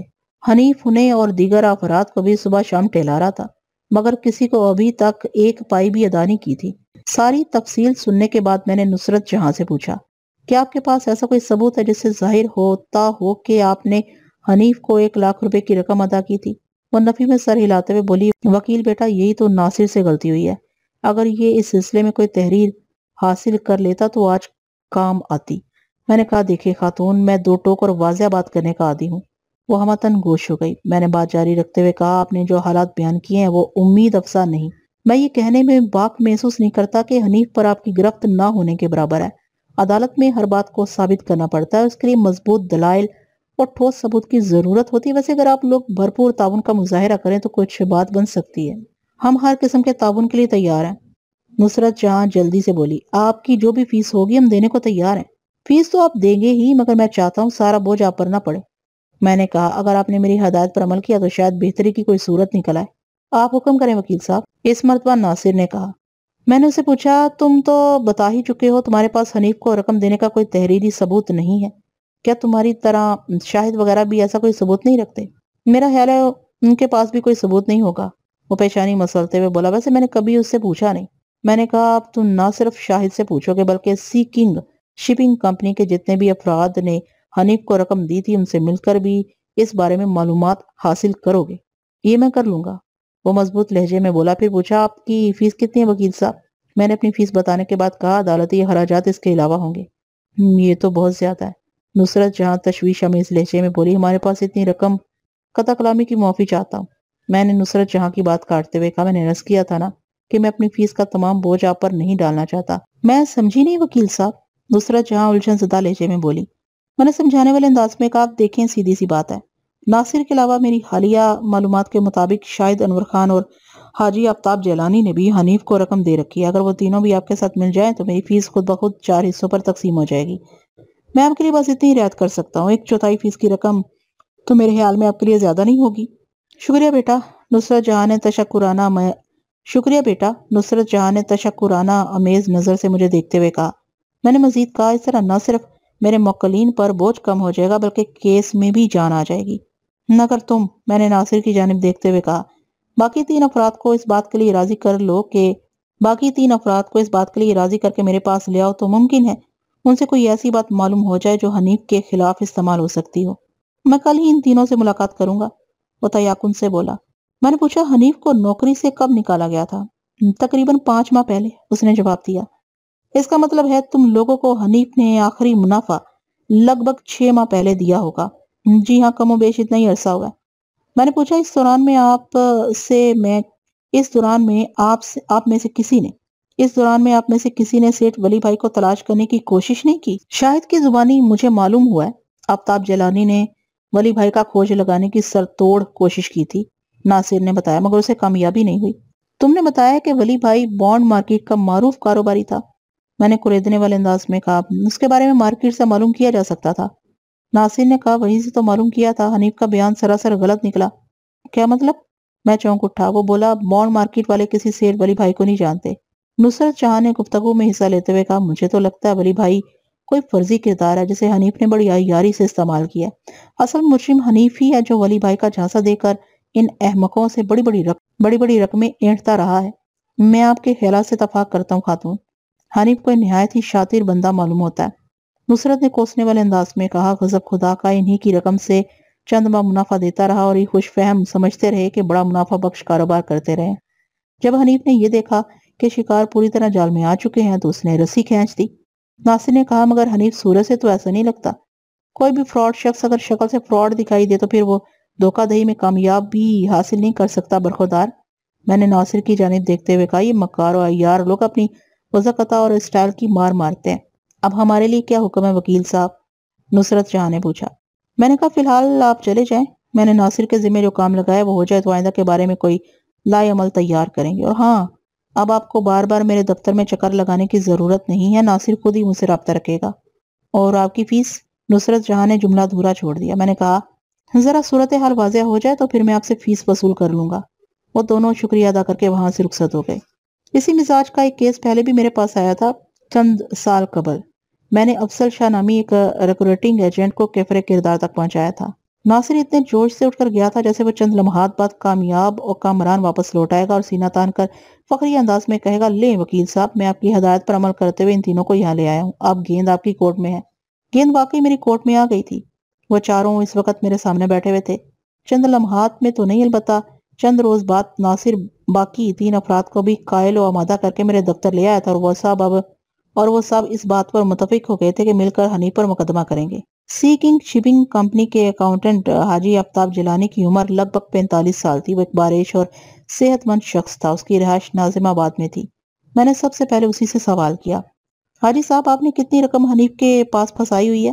حنیف نے نہیں، سیٹھ ولی بھائی کہیے وکیل صاحب، آفتاب جیلانی نے کہا۔ میں نے کہا، آپ حنیف کہیں یا ولی بھائی سے کوئی فرق نہیں پڑتا، کیونکہ میں بخوبی جان چکا ہوں کہ ولی بھائی اس کھیل میں ایک افسانوی کردار ہے۔ آپ بھی بہت جلد اس فرضی کردار کی حقیقت جان جائیں گے۔ بہرحال آپ میرے سوال کا جواب دیں۔ آفتاب جیلانی نے بتایا، میں نے حنیف کو 80,000 روپے دیے تھے۔ اور آپ کو منافع کس حساب سے ملتا تھا؟ 5% کے حساب سے، یعنی 4,000 روپے ماہانہ۔ جی ہاں، اس نے اس بات میں جواب دیا، مگر گزشتہ کئی ماہ سے منافع نہیں ملا، اور آئندہ بھی کئی ماہ تک ملنے کی امید نہیں ہے۔ میں نے خیال آرائی کی۔ وہ جز بز ہوتے ہوئے بولا، لگتا تو یہی ہے جناب۔ میں نے کہا، حاجی صاحب، کیا آپ کو معلوم ہے آپ سود کے کاروبار میں ملوث ہو گئے تھے، اور خدا کے نزدیک اس لعنت کی کس قدر مذمت کی گئی ہے؟ سود لینا اور دینا دونوں صورتیں اللہ تعالیٰ کے نزدیک انتہائی ناپسندیدہ ہیں۔ وہ ندامت امیز لہجے میں بولا، واقعی میں غلطی پر تھا، بس کیا بتاؤں وکیل صاحب، لالچ نے میری آنکھوں پر پٹی باندھی تھی، مگر میری آنکھیں اب پوری طرح کھل چکی ہیں۔ اللہ نے چاہا تو آئندہ میں ایسی کوتاہی نہیں کروں گا۔ جب ٹھوکر لگنے پر آنکھیں کھل جائیں تو یہ انسان کی خوش قسمتی ہے۔ میں نے ایک ایک لفظ پر زور دے کر کہا، ورنہ بعض افراد تو بار بار کی ٹھوکر کے بعد بھی نہیں سنبھلتے اور اسی راہ پر گامزن رہتے ہیں جہاں قدم قدم پر گھاٹا اٹھا چکے ہوتے ہیں۔ ایک لمحے کے توقف سے میں نے اضافہ کیا، آپ چاروں ایک ہی کشتی کے مسافر ہیں، اور آپ کا باہمی اتفاق ہی آپ کو کامیابی دلا سکتا ہے۔ میں اسی لیے آپ کے پاس چلا آیا ہوں وکیل صاحب، وہ ٹھہرے ہوئے لہجے میں بولا۔ آپ ہمیں ہماری ڈوبی ہوئی رقم دلوا دیں تو ہم آپ کا یہ احسان زندگی بھر یاد رکھیں گے۔ اس میں احسان کی کوئی بات نہیں، میں نے جلدی سے کہا۔ میرے پیشے کا تقاضا ہے کہ میں اپنے موکل کو انصاف دلاؤں، لیکن یہ اسی صورت ممکن ہوتا ہے جب موکل بھی میرے ساتھ بھرپور تعاون کرے۔ میں اپنی انہی خدمات کی فیس بھی لیتا ہوں۔ آپ مجھے ہم وقت آمادہ پائیں گے، وہ معتدل لہجے میں بولا۔ میں نے پوچھا، حاجی صاحب، آپ نے 80,000 روپے کی رقم حنیف بالفاظ دیگر سیٹھ ولی بھائی کے حوالے کر دی، کیا اس سلسلے میں آپ نے کوئی تحریری دستاویز تیار کی تھی؟ وہ نفی میں سر ہلاتے ہوئے بولا، نہیں جناب۔ کیا حنیف نے آپ کو کوئی رسید وغیرہ دی تھی؟ اس نے ایک مرتبہ پھر نفی میں جواب دیا۔ میں نے افسوسناک لہجے میں کہا، حاجی آفتاب جیلانی صاحب، آپ تو اکاؤنٹس کے آدمی ہیں، دن رات رجسٹر، فائل اور واچر سے آپ کا واسطہ پڑتا ہے، پھر آپ جیسے زیرک آدمی سے اتنی بڑی غلطی کیسے ہو گئی؟ وہ شرمندگی سے بولا، آپ کیا بتاؤں جناب، بس یوں سمجھے میری تو مت ہی ماری گئی تھی۔ گراں قدر منافع کی شرح نے مجھے سوچنے سمجھنے کی صلاحیت سے بیگانہ کر دیا تھا۔ شاید اسی کو لالچ یا طمع کہتے ہیں۔ پھر جب منافع باقاعدگی سے ملنے لگا تو میں اور بھی بے فکر ہو گیا۔ کوئی آپ کے پاس ایسا کوئی ثبوت موجود نہیں جسے عدالت میں اپنے موقف کے حق میں پیش کیا جا سکے؟ میں نے براہ راست اس کی آنکھوں میں جھانکا۔ اس نے معذوری امیز انداز میں گردن جھٹک دی۔ سیکنگ کے چوکیدار انور خان کی طرف متوجہ ہو گیا۔ انور خان کی عمر 40 کے قریب تھی۔ اس کی رہائش PIDC کے نزدیک سلطان آباد میں تھی۔ میرے استفسار پر اس نے بتایا کہ اس نے حنیف کو 20,000 روپے دیے تھے، جن پر وہ ماہانہ 1,000 روپے منافع باقاعدگی سے دیتا تھا۔ پھر ایک روز دوسروں کی طرح اس کا منافع بھی بند ہو گیا اور پتہ چلا کہ سیٹھ ولی بھائی منظر سے غائب ہو گیا۔ یہ وہی کہانی تھی جو باقی تمام افراد کے ساتھ پیش آئی تھی، تاہم انور خان نے ایک نئی اور قدرے مختلف بات بتائی۔ ہو وکیل صاحب، وہ اپنے مخصوص پٹھانی لب و لہجے میں بولا، ہم دوسروں کے مافک بالکل ہی خالی ہاتھ نہیں ہیں، ہمارے پاس رقم کا ایک ثبوت انشاءاللہ موجود ہے۔ میں نے چونک کر پوچھا، کیسا ثبوت؟ ہاں صاحب، ہمارے پاس 20,000 کا رسید ہے، وہ فخریہ لہجے میں بولا۔ سیٹھ ولی نے بقلم خود اس پر دستخط مست خط بھی کیا ہوا ہے۔ یہ تو آپ نے بڑی اہم بات بتائی ہے۔ میں نے کہا، کیا وہ رسید اس وقت آپ کے پاس ہے؟ ہم رسید کو اپنے ساتھ لایا، وہ جوشیلے انداز میں بولا، پھر اپنے شلوکے کی جیبیں ٹٹولنے لگا۔ کچھ دیر کے بعد وہ ایک مڑا توڑا کاغذ برآمد کرتے ہوئے بولا، یہ رسید حنیف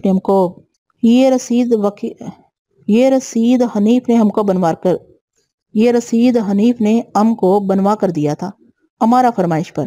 ہم نے اس کو بولا تھا، اپنا سیٹھ ولی بھائی سے رقم کا وصولی کا رسید بنوا کر دو۔ اس نے ہمارا بات ایک دم مان لیا۔ میں نے ہاتھ بڑھایا تو انور خان نے وہ طے شدہ کاغذ میری جانب بڑھا دیا۔ میں نے کاغذ کھول کر پڑھا، وہ ایک کچی رسید تھی جس سے کچھ بھی ثابت نہیں ہوتا تھا۔ کاغذ کی تحریر کچھ اس نوعیت کی تھی، میں نے انور خان سے 20,000 روپے وصول پائے ولی بھائی۔ نیچے نہ کوئی رسیدی ٹکٹ چسپا تھا اور نہ ہی کوئی ایسا نشان جسے دستخط کہا جا سکتا۔ ولی بھائی کے الفاظ کو انور خان نے اس کے دستخط سمجھ لیا تھا۔ اس کچی رسید سے کچھ بھی ثابت نہیں کیا جا سکتا تھا، یعنی عدالتی اعتبار سے اس کی کوئی اہمیت نہیں تھی۔ میں نے مایوسی سے سر ہلاتے ہوئے کہا، خان صاحب یہ تو محض کاغذ کا ایک غیر اہم ٹکڑا ہے، آپ خواہ اسے سنبھالے پھر رہے ہیں۔ آپ کیا فرمانا چاہتا ہے وکیل صاحب؟ میں نے بمشکل تمام انور خان کو اپنا مطمع نظر سمجھایا۔ پوری بات سننے کے بعد وہ منہ لٹکا کر بیٹھ گیا۔ اس کے تاثرات سے اندازہ ہوتا تھا جیسے وہ میری وضاحت کو ہضم نہیں کر پایا تھا اور ابھی تک یہی سمجھ رہا تھا جیسے اس کے پاس کوئی نہایت ہی اہم دستاویز ہو۔ میں نے اس کا دل رکھنے کی خاطر کہا، خان صاحب یہ رسید میں اپنے پاس رکھ رہا ہوں، ممکن ہے کسی موقع پر کارآمد ثابت ہو جائے۔ وہ قدرے مطمئن ہو گیا۔ میں نے شاہد حسین کو مخاطب کرتے ہوئے پوچھا، شاہد صاحب ناصر کو آپ نے حنیف سے متعارف کروایا تھا، آپ نے خود بھی 30,000 روپے اس فرضی کاروبار میں لگائے ہوئے تھے جن پر ماہانہ منافع آپ کو 1,500 روپے ملتا تھا۔ کہ آپ کے پاس کوئی ایسا ثبوت موجود ہے جس سے واضح ہو سکے کہ آپ نے حنیف کو 30,000 روپے دے دیے تھے؟ اس نے حسب توقع جواب دیا، مجھے بڑے افسوس کے ساتھ کہنا پڑ رہا ہے کہ میرے پاس ایسا کوئی تحریری ثبوت موجود نہیں ہے۔ تو اس کا مطلب ہے آپ نے آنکھیں بند کر کے رقم حنیف کے حوالے کر دی تھی؟ بس جی پڑوس اور شرافت کا معاملہ تھا۔ پڑوس اور شرافت سے تمہاری کیا مراد ہے؟ میں نے پوچھا، کہ حنیف تمہارا پڑوسی ہے؟ وہ ایک ٹھنڈی آہ خارج کرتے ہوئے گویا ہوا، حنیف نہیں بلکہ اس کی سسرال والے میرے پڑوسی ہیں۔ میں کورنگی 3.5 میں رہتا ہوں اور ساجدہ کا مائکہ بھی وہی ہے۔ ساجدہ اور اس کے گھر والے اس قدر شریف لوگ ہیں کہ میں ان کی شرافت کی وجہ سے حنیف پر اعتبار کر بیٹھا۔ پھر بھیڑ چال بھی ایک چیز ہوتی ہے جناب۔ وہ چند لمحوں کو خاموش ہوا، پھر بات جاری رکھتے ہوئے بولا، یہاں دفتر میں آفتاب جیلانی جیسے زمانہ شناس نے حنیف کو رقم دے رکھی تھی۔ میں نے سوچا حنیف قابل بھروسہ ہے، جبھی تو آفتاب صاحب بھی مطمئن ہے۔ پھر سچی بات تو یہ ہے کہ اس سے پہلے حنیف نے مجھے کبھی دھوکہ نہیں دیا تھا۔ آنکڑوں اور پرچیوں کے حوالے سے اس نے ہمیشہ میری مدد کی تھی۔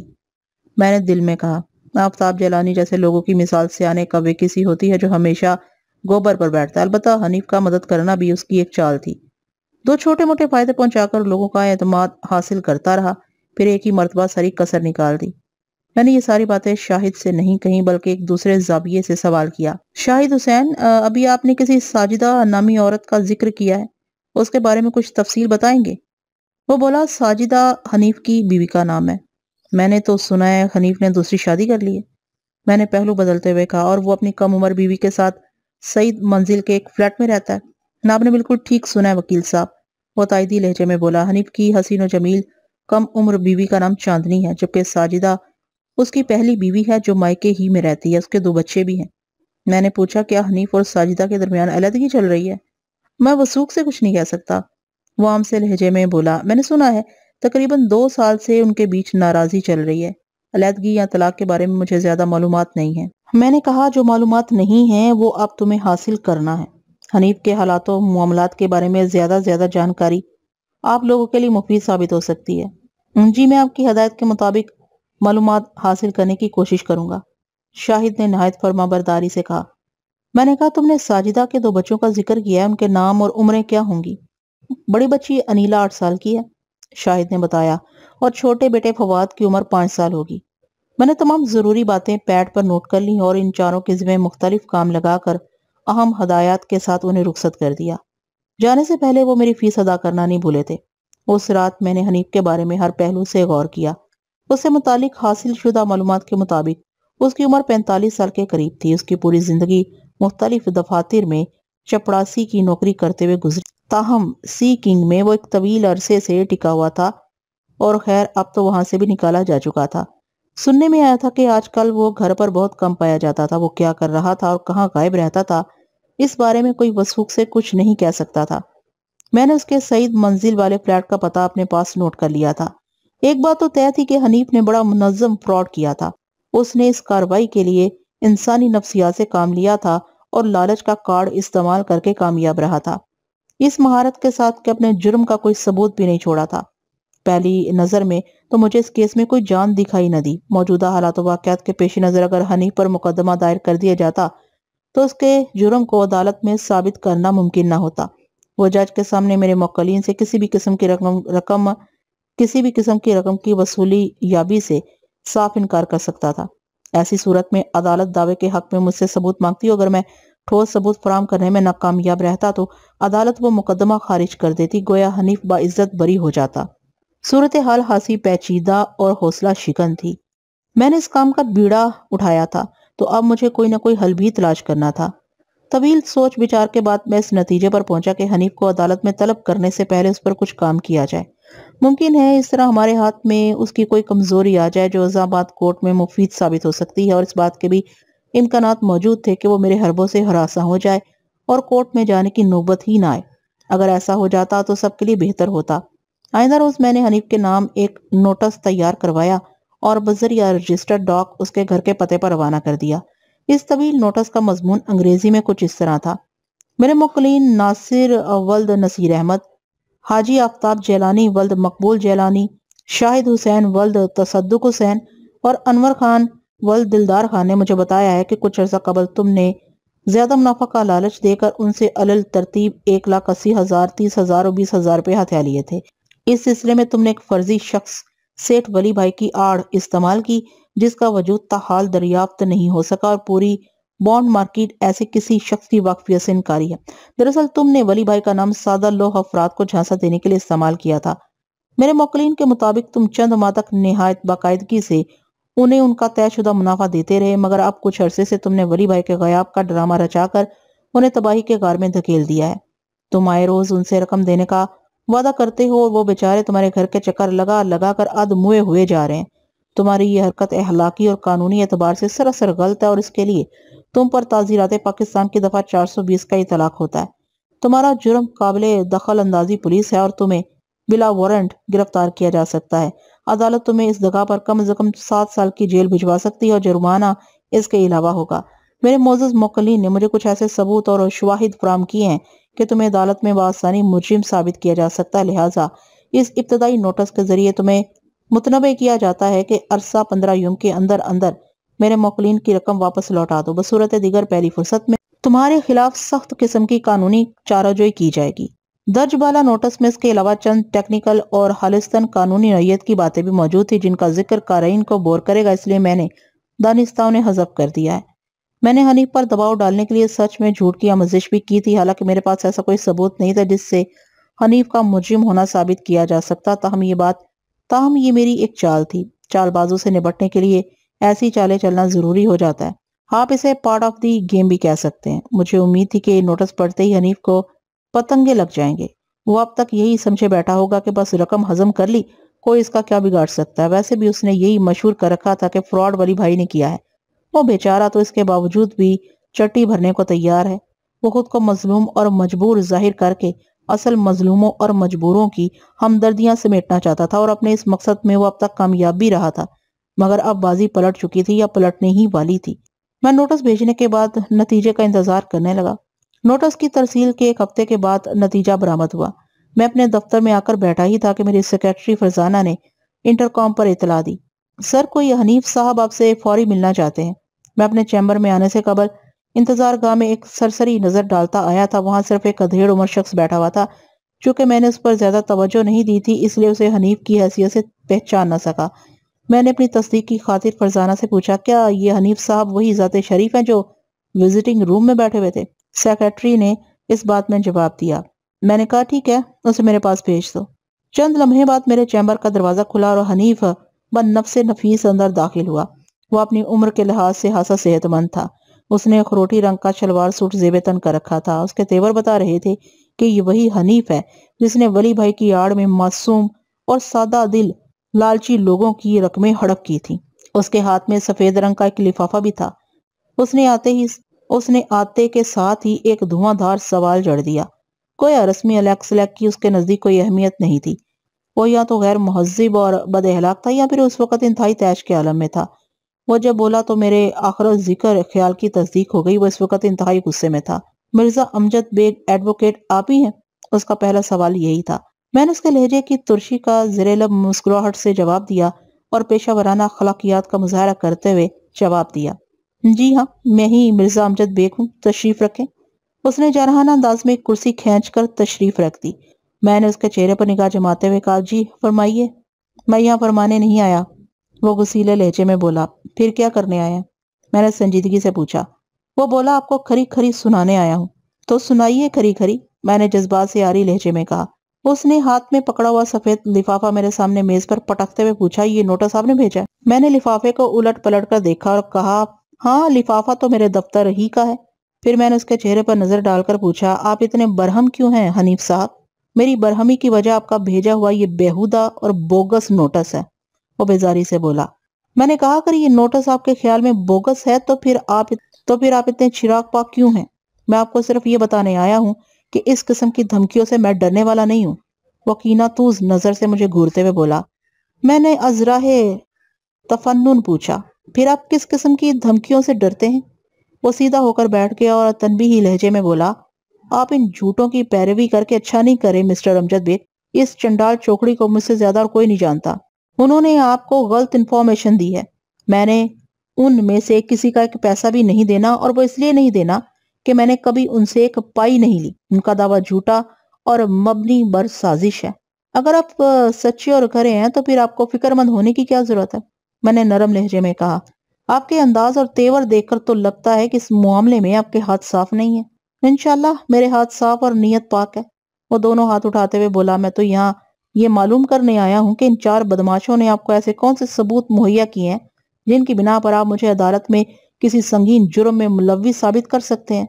میں نے کہا، جب آپ قصوروار نہیں ہیں، آپ سے کوئی جرم سرزد نہیں ہوا، تو پھر آپ اس سلسلے میں تشویش میں کیوں مبتلا ہیں؟ خاموش ہو کر گھر بیٹھے، سورج طلوع ہوگا تو دنیا دیکھے گی۔ میں خاموش ہو کر نہیں بیٹھ سکتا جناب، وہ ٹھوس لہجے میں بولا۔ آپ کے اس نوٹس کا جواب تو میں آپ کو وکیل کے ذریعے ہی دوں گا۔ میں نے عثمانی صاحب سے بات کر لی ہے۔ فی الحال تو آپ یہ بتائیں کہ آپ نے مجھے دفعہ 420 میں ملوث کرنے کی دھمکی کیوں دی ہے؟ میں نے ایسی کیا دغا کی ہے؟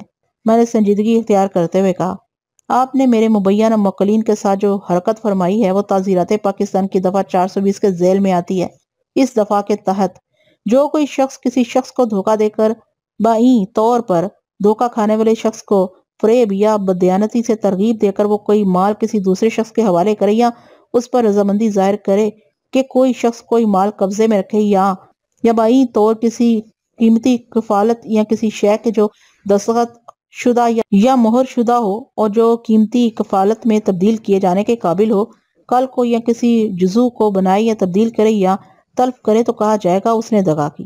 ایسے دغاباز شخص کو کسی ایک قسم کی سزائے قید محض یا قید با مشقت دی جائے گی، جس کی میعاد 7 سال تک ہو سکتی ہے اور وہ جرمانے کا بھی مستجب ہوگا۔ کچھ آیا سمجھ شریف میں؟ وہ جھنجھلاہٹ امیز لہجے میں بولا، آپ قانون کی پیچیدہ اور ہیر پھیر والی باتوں سے مجھے بے وقوف نہیں بنا سکتے۔ ہاں بالکل ٹھیک کہہ رہے ہیں، میں نے زمانی انداز میں کہا، یہ کام آپ کے لیے مخصوص ہے۔ وہ میرے طنز کو سمجھ نہیں سکا اور بولا، میں نے فرید عثمانی صاحب کو ساری صورتحال بتا دی ہے، وہ آپ کے اس نوٹس کا جواب دیں گے۔ اگر آپ نے سمجھداری سے کام لیا تو ٹھیک ہے، ورنہ… اس نے دھمکی آمیز انداز میں جملہ نامکمل چھوڑ دیا اور جانے کے لیے اٹھ کر کھڑا ہو گیا۔ اس موقع پر میں اگر بات کو بڑھانا چاہتا تو یہ بہت ہی سہل کام تھا، مگر میں نے صبر و ضبط کا مظاہرہ کیا اور درگزر سے کام لیتے اس کے منہ لگنا مناسب نہ سمجھا۔ وہ نوٹس والے لفافے کے ساتھ میرے چیمبر سے نکل گیا۔ حنیف نے جس وکیل کا نام لیا تھا اس کی شہرت ایک خاص حوالے سے تھی۔ فرید عثمانی عموماً وکیل صفائی کے طور پر مقدمات کی پیروی کرتا تھا اور اس نے کئی قاتلوں کو بے گناہ ثابت کر دکھایا تھا، اگرچہ اس کا یہ عمل کسی بھی طور سراہے جانے کے قابل نہیں تھا بلکہ شدید مذمت کا متقاضی تھا، لیکن ہمارے یہاں الٹا دستور ہے۔ ہم بظاہر کامیاب نظر آنے والوں کو سر آنکھوں پر بٹھاتے ہیں، ہمیں یہ دیکھنے اور جاننے کی توفیق نہیں ہوتی کہ وہ کامیاب شخص کتنے انسانوں کے سر کچل کر بلند مقام پر پہنچا ہے، اس کی بلند قامتی میں کتنے بے گناہوں کا لہو شامل ہے۔ بہرحال فرید عثمانی کے کارناموں نے اسے پیشہ ور مجرموں میں بہت زیادہ مقبول کر دیا تھا، وہ ان کی آنکھ کا تارا بن گیا تھا اور حنیف فراڈیے نے اب اسی فرید عثمانی کی خدمات حاصل کی تھی۔ حنیف کی ذات نے مجھے شش و پنج میں مبتلا کر دیا تھا۔ مجھے بتایا گیا تھا کہ اس کی ساری عمر چپڑاسی گری میں گزری تھی، مگر وہ اپنی بات چیت اور رکھ رکھاؤ سے چپڑاسی دکھائی نہیں دیتا تھا۔ میری معلومات کے مطابق سیکنگ شپنگ کمپنی والے اسے 700 روپے ماہوار تنخواہ دیتے تھے۔ سعید منزل والا فلیٹ کرائے کا تھا جس کا کرایہ 200 روپے تھا۔ فلیٹ کا کرایہ ادا کرنے کے بعد 500 روپے میں جیسا گزارا ہونا چاہیے، حنیف کا حلیہ اور حالت اسے لگا نہیں کھاتے تھے۔ پھر اس کی گفتگو میں جو اعتماد اور جارحیت تھی وہ بھی چپڑاسی برادری میں عام طور پر نظر نہیں آتی۔ ویسے میں نے اس مختصر سی ملاقات میں اتنا اندازہ تو لگا لیا تھا کہ وہ بہت کائیاں اور شاطر شخص تھا۔ ایسے افراد بحر الکاہل کے مانند ہوتے ہیں، چاہے وہ معاشرے میں کسی بھی مقام پر فائز ہوں، ان کی تہہ تک پہنچنا بہت مشکل ہوتا ہے۔ میں نے اسی لمحے دل میں مصمم ارادہ کر لیا کہ میں اس دغاباز کا قد بھی ناپوں گا اور اس کی طے پیمائی بھی کروں گا۔ 2 روز بعد شاہد حسین میرے دفتر میں آیا۔ وہ صاحب پرجوش دکھائی دیتا تھا۔ رسمی لیکس کے بعد اس نے بتایا، بیگ صاحب آپ کے لیے ایک اہم خبر لایا ہوں، ممکن ہے ہمارے لیے مفید ثابت ہو۔ بھائی وہ اہم خبر کیا ہے؟ میں سیدھا ہو کر بیٹھ گیا۔ شاہد ٹھہرے ہوئے لہجے میں بولا، ساجدہ آپ سے ملنا چاہتی ہے۔ کون ساجدہ؟ میں نے بے ساختہ پوچھا۔ حنیف کی پہلی بیوی۔ مجھے فوراً یاد آ گیا۔ شاہد نے حنیف کی سسرال کے بارے میں مجھے پہلے بھی بتایا تھا۔ ساجدہ شاہد کے پڑوس میں رہتی تھی۔ وہ گزشتہ 2 سال سے اپنے والدین کے پاس رہ رہی تھی۔ حنیف سے اس کی ناراضی چل رہی تھی۔ میں نے ان حالات کو ذہن میں تازہ کرنے کے بعد سوال کیا، ساجدہ مجھ سے کس سلسلے میں ملنا چاہتی ہے؟ جناب آپ کی ہدایت پر میں نے معلومات حاصل کی تھی۔ شاہد نے انکشاف انگیز لہجے میں بتایا، ان میاں بیوی میں طلاق نہیں ہوئی، بس ایک طویل ناراضی کے تحت وہ دونوں الگ رہ رہے ہیں۔ اور مزے کی بات یہ ہے کہ ساجدہ کو حنیف کی دوسری شادی کا علم نہیں تھا۔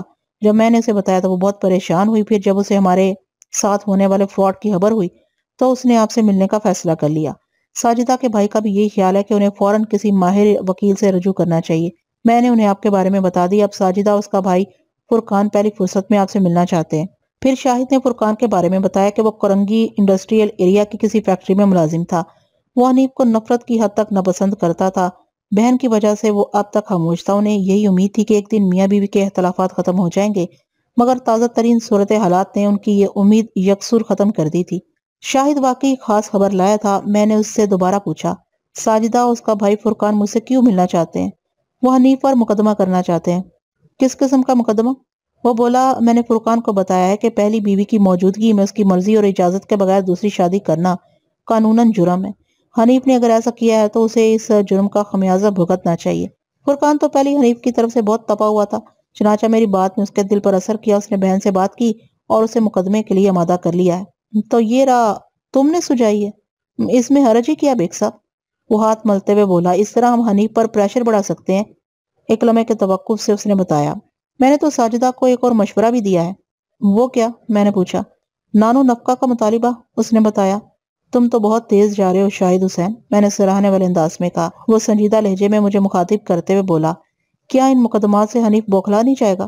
یقیناً بوکھلا جائے گا، میں نے تائید کی، اور اس سے ہمارا کام آسان ہو جائے گا۔ وہ جلدی سے بولا، حنیف پر جب چاروں طرف سے یہ لگار ہوگی تو ہمارے سامنے گھٹنے ٹیک دے گا، یعنی وہ ہماری رقم ہمیں واپس دینے پر تیار ہو جائے گا۔ وہ بیک وقت اتنے مقدمات کا متحمل نہیں ہو سکتا۔ آپ کا کیا خیال ہے؟ میں گہری سوچ میں ڈوب گیا۔ مجھے خاموش دیکھ کر شاہد نے پوچھا، اب ایک صاحب آپ نے میرے سوال کا جواب نہیں دیا۔ میں نے کہا، تمہارے آئیڈیا میں دم ہے، اس بارے میں سوچا جا سکتا ہے، مگر اس میں ایک پیچ ہے۔ کیسا پیچ؟ شاہد نے پوچھا۔ میں نے بتایا، ان دونوں مقدمات کی نوعیت میں بہت فرق ہے۔ میرا مطلب ہے اگر ہم مقدمات کریں تو فی الحال تو ہم عدالت سے بہت دور ہیں۔ خیر، میں نے کچھ سوچتے ہوئے جملہ ادھورا چھوڑ دیا۔ شاہد نے جلدی سے کہا، میں کل ساجدہ اور فرقان کو آپ کے پاس لے آؤں؟ لے آؤ، میں نے سرسری لہجے میں کہا۔ ان سے ملاقات کے بعد شاید صورتحال زیادہ واضح ہو جائے۔ شکریہ بیگ صاحب، شاہد نے کہا اور جانے کے لیے اٹھ کر کھڑا ہو گیا۔ ایک بات اور، میں نے اسے مخاطب کرتے ہوئے کہا، ساجدہ سے کہنا اپنا نکاح نامہ بھی ساتھ لائے، نکاح نامہ کے مندرجات کو دیکھ کر ہی میں کوئی حتمی فیصلہ کر سکوں گا۔ اوکے سر، یہ کہہ کر شاہد میرے دفتر سے رخصت ہو گیا۔ آئندہ روز وہ حسب وعدہ ساجدہ اور فرقان کو میرے پاس لے کر آ گیا۔ فرقان ساجدہ کا بڑا بھائی تھا۔ اس کی عمر کا تخمینہ میں نے 46 سال لگایا۔ وہ عام سی شکل و صورت کا مالک ایک معقول شخص تھا۔ ساجدہ کی عمر 37 اور 38 سال کے درمیان تھی۔ اسے قبول صورت کہا جا سکتا تھا۔ دونوں بچوں کو وہ گھر یعنی مائکے چھوڑ کر آئی تھی۔ میں نے پہلے باری باری ساجدہ اور فرقان سے تصدیق چاہی کہ وہ واقعی حنیف کے خلاف قانونی چارہ جوئی کرنا چاہتے ہیں۔ انہوں نے مجھے یقین دلایا کہ سلسلے میں وہ پوری طرح سنجیدہ ہیں۔ میرے نزدیک خاص طور پر ساجدہ کی رضامندی ضروری تھی۔ وہ چہرے سے ہنسی ملول اور افسردہ دکھائی دیتی تھی۔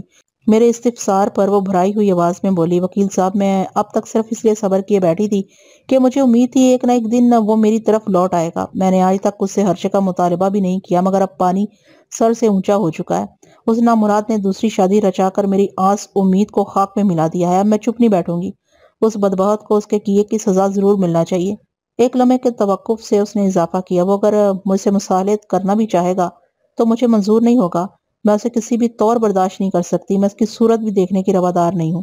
وہ ہنسی جذباتی ہو رہی تھی۔ اس کے رد عمل کے پیچھے یقیناً فرقان کا بھی ہاتھ تھا، جو اپنے بہنوئی سے شدید نفرت کرتا تھا، ورنہ ساجدہ 2 سال سے تو خاموش بیٹھی تھی خاص طور پر حنیف کی دوسری شادی نے اسے بہت زیادہ بھڑکا دیا تھا۔ میں نے پوچھا آپ نکاح نامہ ساتھ لے کر آئی ہیں؟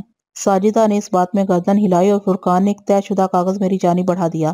میں نے اس کاغذ کو کھول کر دیکھا، وہ ساجدہ اور حنیف کے نکاح نامے کا ایک پرت تھا۔ میں اپنے مطلب کے مندرجات پر غور کرنے لگا۔ یہ بصورت ناچاکی نکاح نامے کی روح سے حنیف 300 روپیہ ماہوار بطور نان و نفقہ ساجدہ کو دینے کا پابند تھا، ذی علاوہ حق مہر کے کھانے میں 20,000 روپے اندل طلب۔ میں نے ساجدہ سے سوال کیا کہ آپ نے حنیف سے اپنا مہر وصول کر لیا؟ اس نے نفی میں جواب دیا۔ میں نے پوچھا کیوں؟ وہ بولی جب تک میں اس کے ساتھ رہی کئی مرتبہ میں نے اسے مہر کا مطالبہ کیا، مگر ہر مرتبہ اس نے ایک معذوری ظاہر کر کے ٹال دیا اور مجبوراً مجھے خاموش ہونا پڑا۔ حالانکہ نکاح نامے کے مطابق آپ کو یہ اختیار دیا گیا ہے کہ آپ جب بھی چاہیں اپنے شوہر سے مہر کا مطالبہ کر سکتی ہیں اور وہ آپ کا مطالبہ پورا کرنے کا پابند ہے۔ وہ بے بسی سے مجھے دیکھنے لگی۔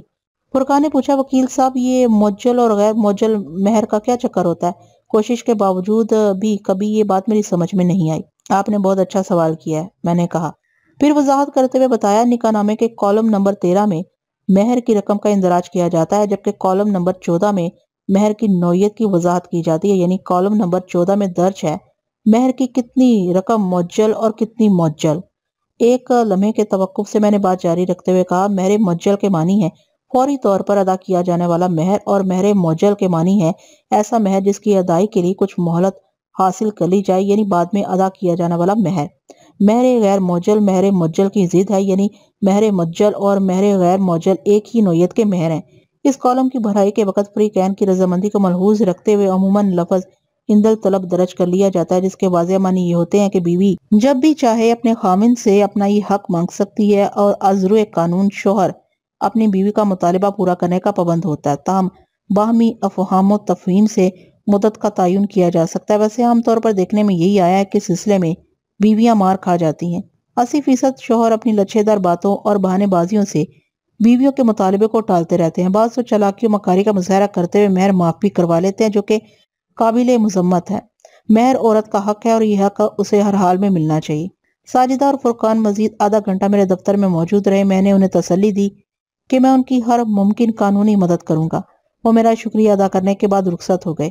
رات کو گھر آ کر میں ساجدہ والا معاملہ اگرچہ حنیف کے فراڈ والے معاملے سے قطعی الگ تھا، مگر شاہد حسین کی اس بات میں مجھے وزن محسوس ہوا کہ اس حوالے سے حنیف پر دباؤ بڑھایا جا سکتا تھا۔ جب بیک وقت اسے کہیں ایک محاذوں پر لڑنا پڑتا تو وہ اپنی چوکڑی بھول کر تیر کی طرح سیدھا ہو جاتا۔ سونے سے پہلے میں مطالعے کا عادی ہوں۔ اس رات بھی میں ایک ذہین قانونی کتاب کا مطالعہ کر رہا تھا کہ میرے رہائشی فون کی گھنٹی بجنے لگی۔ تیسری بیل پر میں نے ریسیور اٹھا لیا۔ دوسری جانب آفتاب جیلانی تھا۔ اس کی آواز میں ہنسی گھبراہٹ پائی جاتی تھی۔ وہ لرزتے ہوئے لہجے میں بولا اب بیگ صاحب بہت گڑبڑ ہو گئی ہے۔ کیا ہو گیا آفتاب صاحب؟ میں اس معاملے سے الگ ہونا چاہتا ہوں۔ وہ بے طرح بولا۔ میں نے کہا آخر بات کیا ہے؟ آپ کس معاملے سے الگ ہونا چاہتے ہیں اور اب یہ اس قدر گھبرائے ہوئے کیوں ہیں؟ میں حنیف والے معاملے کی بات کر رہا ہوں بیگ صاحب، وہ اضطراری لہجے میں بولا۔ آپ میرا نام اپنے موکلین کی فہرست سے نکال دیں۔ میں اپنی فیس کی رقم بھی آپ سے واپس نہیں لوں گا اور نہ ہی مجھے میرے ڈوبے ہوئے 80,000 روپے کی ضرورت ہے۔ عزت اور جان سے بڑھ کر کوئی اور چیز نہیں ہوتی۔ میں نے کچھ نہ سمجھتے ہوئے الشن زدہ لہجے میں کہا آفتاب صاحب آپ کی بے ربط باتیں میری سمجھ سے بالاتر ہیں۔ آخر ایسی کیا بات ہو گئی ہے جو آپ بیٹھے بٹھائے اس معاملے سے دستبردار ہونے کا اعلان کر رہے ہیں؟ بیٹھے بٹھائے نہیں بیگ صاحب، وہ روحانسی آواز میں بولا، میں بہت مجبوری کے عالم میں یہ قدم اٹھا رہا ہوں۔ کیسی مجبوری؟ میں نے کہا ذرا وضاحت کریں۔ وہ بولا اگر زندگی اور عزت محفوظ رہی تو انشاءاللہ کہیں 80,000 کما لوں گا، مگر میں ایٹم بم کا مقابلہ نہیں کر سکتا۔ Atom bomb? میں چونک اٹھا، بھئی یہ ایٹم بم بیچ میں کہاں سے آ گیا ہے؟ یہ ایک بدماش کا نام ہے، آفتاب جیلانی نے بتایا۔ کئی قتل ڈکیتیاں اور مجرمانہ وارداتیں اس کے کریڈٹ پر ہیں۔ اس کا اصل نام اصغر ہے، لیکن وہ ایٹم بم کے نام سے مشہور ہے۔ کچھ عرصہ قبل شہر کے ایک ممتاز صحافی کا قتل ہو گیا تھا۔ قاتلوں میں ایٹم بم کا نام بھی لیا جا رہا تھا، شاید آپ کو یاد ہو۔ مجھے فوراً یاد آ گیا، واقعی چند ماہ پہلے شہر کے ایک ممتاز اور معزز صحافی کو بڑی بے دردی سے فائرنگ کر کے موت کے گھاٹ اتار دیا گیا تھا۔ اس صحافی کے مبینہ قاتلوں میں 3 افراد شامل تھے۔ پولیس نے سر توڑ کوشش کر کے سلیم الدین عرف سلو اور رجب علی عرف راجہ کو گرفتار کر لیا تھا، تاہم ان کا تیسرا ساتھی اصغر عرف ایٹم بم تاحال مفرور تھا۔ میں نے فون پر آفتاب جیلانی سے پوچھا ایٹم بم سے آپ کا کیا تعلق ہے؟ میرا کوئی تعلق نہیں، وہ حنیف کا تعلق دار ہے۔ کیا مطلب؟ میں چونک اٹھا۔ مجھے دھمکی دی گئی ہے کہ اگر میں حنیف کے خلاف قانونی چارہ جوئی سے دستکش نہ ہوا تو میری نوجوان بیٹی کو کالج آتے جاتے کسی بھی وقت اغوا کر لیا جائے گا۔ نہ صرف اغوا کر لیا جائے گا بلکہ اس کی ناموس کو تار تار کر کے شہر کے کسی بھی چوراہے پر بکھیر دیا جائے گا۔ ہاں تو یہ بات ہے۔ میں نے ایک طویل سانس خارج کی۔ آفتاب جیلانی نے کہا، بیگ صاحب 80,000 روپے پر میں نے مٹی ڈال دی ہے۔ مجھے اپنی چہیتی بیٹی تہمینہ کی جان اور عزت زیادہ عزیز ہے۔ آپ ابھی اور اسی وقت سے مجھے اس معاملے سے بالکل الگ سمجھیں۔ میں نے ایک خیال کے تحت پوچھا کہ ایٹم بم نے براہ راست آپ سے رابطہ کیا تھا اور رابطے کا ذریعہ کیا تھا؟ مجھے یہ دھمکی فون پر دی گئی ہے، آفتاب جیلانی نے بتایا۔ بات کرنے والا خود کو ایٹم بم کہہ رہا تھا۔ میں نہیں جانتا وہ ایٹم بم ہی تھا یا کوئی اور۔ وہ خاصا نروس محسوس ہوتا تھا۔ یہ بات ہی ایسی تھی کہ جوان بیٹی کے باپ کو اسی طرح ہراساں ہونا چاہیے تھا۔ تاہم میں نے اس کی تسلی کے لیے کہا، آفتاب صاحب، اصغر عرف ایٹم بم ایک مفرور مجرم ہے۔ پولیس اس کی تلاش میں سرگردہ ہے۔ وہ اپنی جان بچانے کے لیے چوہے کی طرح کسی محفوظ بل میں چھپا بیٹھا ہے۔ آپ خواہ پریشان نہ، وہ آپ کا بال بھی بانکا نہیں کر سکتا۔ وہ سہمے ہوئے لہجے میں بولا، ایسے مجرموں کے ہاتھ بہت لمبے ہوتے ہیں۔ وہ سامنے آئے بغیر اپنے آدمیوں سے بھی کام نکال لیتے ہیں۔ میں ان خطرناک لوگوں کا مقابلہ نہیں کر سکتا۔ میں نے ٹھہرے ہوئے لہجے میں کہا، آپ کو اس سلسلے میں فوراً پولیس اسٹیشن میں رپورٹ درج کروانا چاہیے۔ یہ تحفیف مجرمانہ کا معاملہ ہے۔ تعزیرات پاکستان کی دفعہ 506 کے تحت اگر ایک شخص کسی دوسرے شخص کو ہلاک کرنے کی یا ضرر شدید پہنچانے کی یا مکان و جائیداد کو نظر آتش کرنے کی یا کسی ایسے جرم کے ارتکاب کی جس کی سزا موت ہو یا اتنی مدت کے لیے قید کی سزا وہ جو 7 سال تک ہو سکتی ہو یا کسی عورت کی نسبت بے عصمتی کا اتہام لگانے کی دھمکی دے تو اول ذکر شخص تحفیف مجرمانہ کے جرم کا مرتکب ہوگا۔ قانون نے اس جرم کے لیے کڑی سزا مقرر کی ہے۔ میری وضاحت ختم ہوئی تو آفتاب جیلانی نے کہا، بیگ صاحب، میں ان قانونی معاملات کو سمجھنے کی پوزیشن میں نہیں ہوں۔ میرے لیے تہمینہ سے بڑھ کر کوئی اور چیز نہیں۔ میں تھانے جا کر ایٹم بم جیسے جلاد سے براہ راست دشمنی مول نہیں لے سکتا۔ ہم بہت زیادہ پریشان ہو گئے ہیں، میں نے کہا۔ حالانکہ آپ کو اس ٹیلی فونک دھمکی کے بارے میں رپورٹ ضرور لکھوانا چاہیے۔ وہ مایوسی بھرے لہجے میں بولا، بیگ صاحب، آپ ہماری پولیس اور تھانوں کو مجھ سے زیادہ بہتر جانتے ہیں۔ وہ میری مدد تو کیا کریں گے، مجھے یقین ہے وہ فوراً اپنی پیدا کے لیے سرگرم ہو جائیں گے اور عین ممکن ہے مجھے ہی کسی چکر میں پھنسا دے۔ میں نے کہا، آپ کے علاقے کے تھانے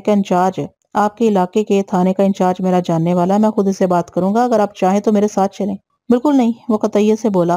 ایٹم بم نے خاص طور پر تاکید کی تھی کہ اگر میں نے اس سلسلے میں پولیس کو ملوث کیا تو پھر وہ تہمینہ کے ساتھ کسی روح ریاض سے کام نہیں لے گے۔ ایک لمحے کے توقف سے وہ رو دینے والے انداز میں بولا، بیگ صاحب، آپ کو خدا کا واسطہ مجھے میرے حال پر چھوڑ دے، اب میں آپ سے کوئی رابطہ نہیں رکھنا چاہتا، خدا حافظ۔ اس کے ساتھ ہی لائن بے جان ہو گئی۔ میں نے بھی مایوسی کے انداز میں رسیور کریڈل کر دیا۔ یہ مدعی غائب اور وکیل حاضر والی صورتحال تھی جس پر سوائے افسوس کے اور کچھ نہیں کیا جا سکتا تھا۔ مقدمہ عدالت میں پہنچنے سے پہلے ہی حنیف سے سرد جنگ کا آغاز ہو گیا تھا۔ اس کی چوٹ کا جواب دینا ضروری تھا۔ تازہ ترین معلومات کے مطابق اس کا تعلق ایک خطرناک گروہ سے نکل آیا تھا۔ اصغر عرف ایٹم بم پولیس کے لیے موسٹ وانٹڈ تھا اور اس نے خود ہی اپنے کسی آدمی کے ذریعے آفتاب جیلانی کو خوفناک نتائج کی دھمکی دی تھی۔ اس سے ایک بات تو ظاہر ہو گئی تھی کہ حنیف بالواسطہ یا بلا واسطہ ایٹم بم سے متعلق تھا۔ حنیف کی پراسرار خاموشی بھی مجھے تذبذب میں ڈال رہی تھی۔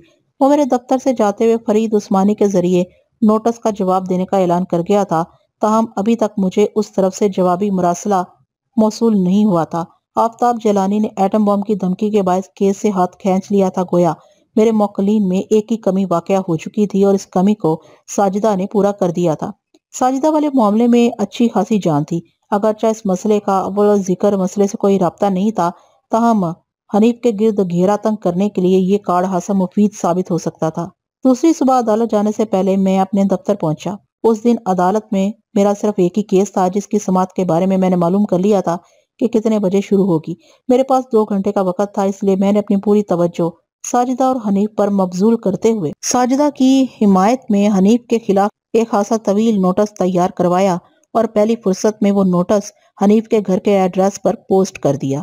مذکورہ نوٹس یوں تو خاصا لمبا چوڑا تھا، مگر آپ کی دلچسپی اور معلومات کی باتیں کچھ اس طرح درج تھیں۔ عدالتی دستاویزات انگریزی زبان میں تیار کی جاتی ہے، تاہم میں مندرجات کی تفصیل مثلاً ترجمہ کر کے آپ کی خدمت میں پیش کرتا ہوں۔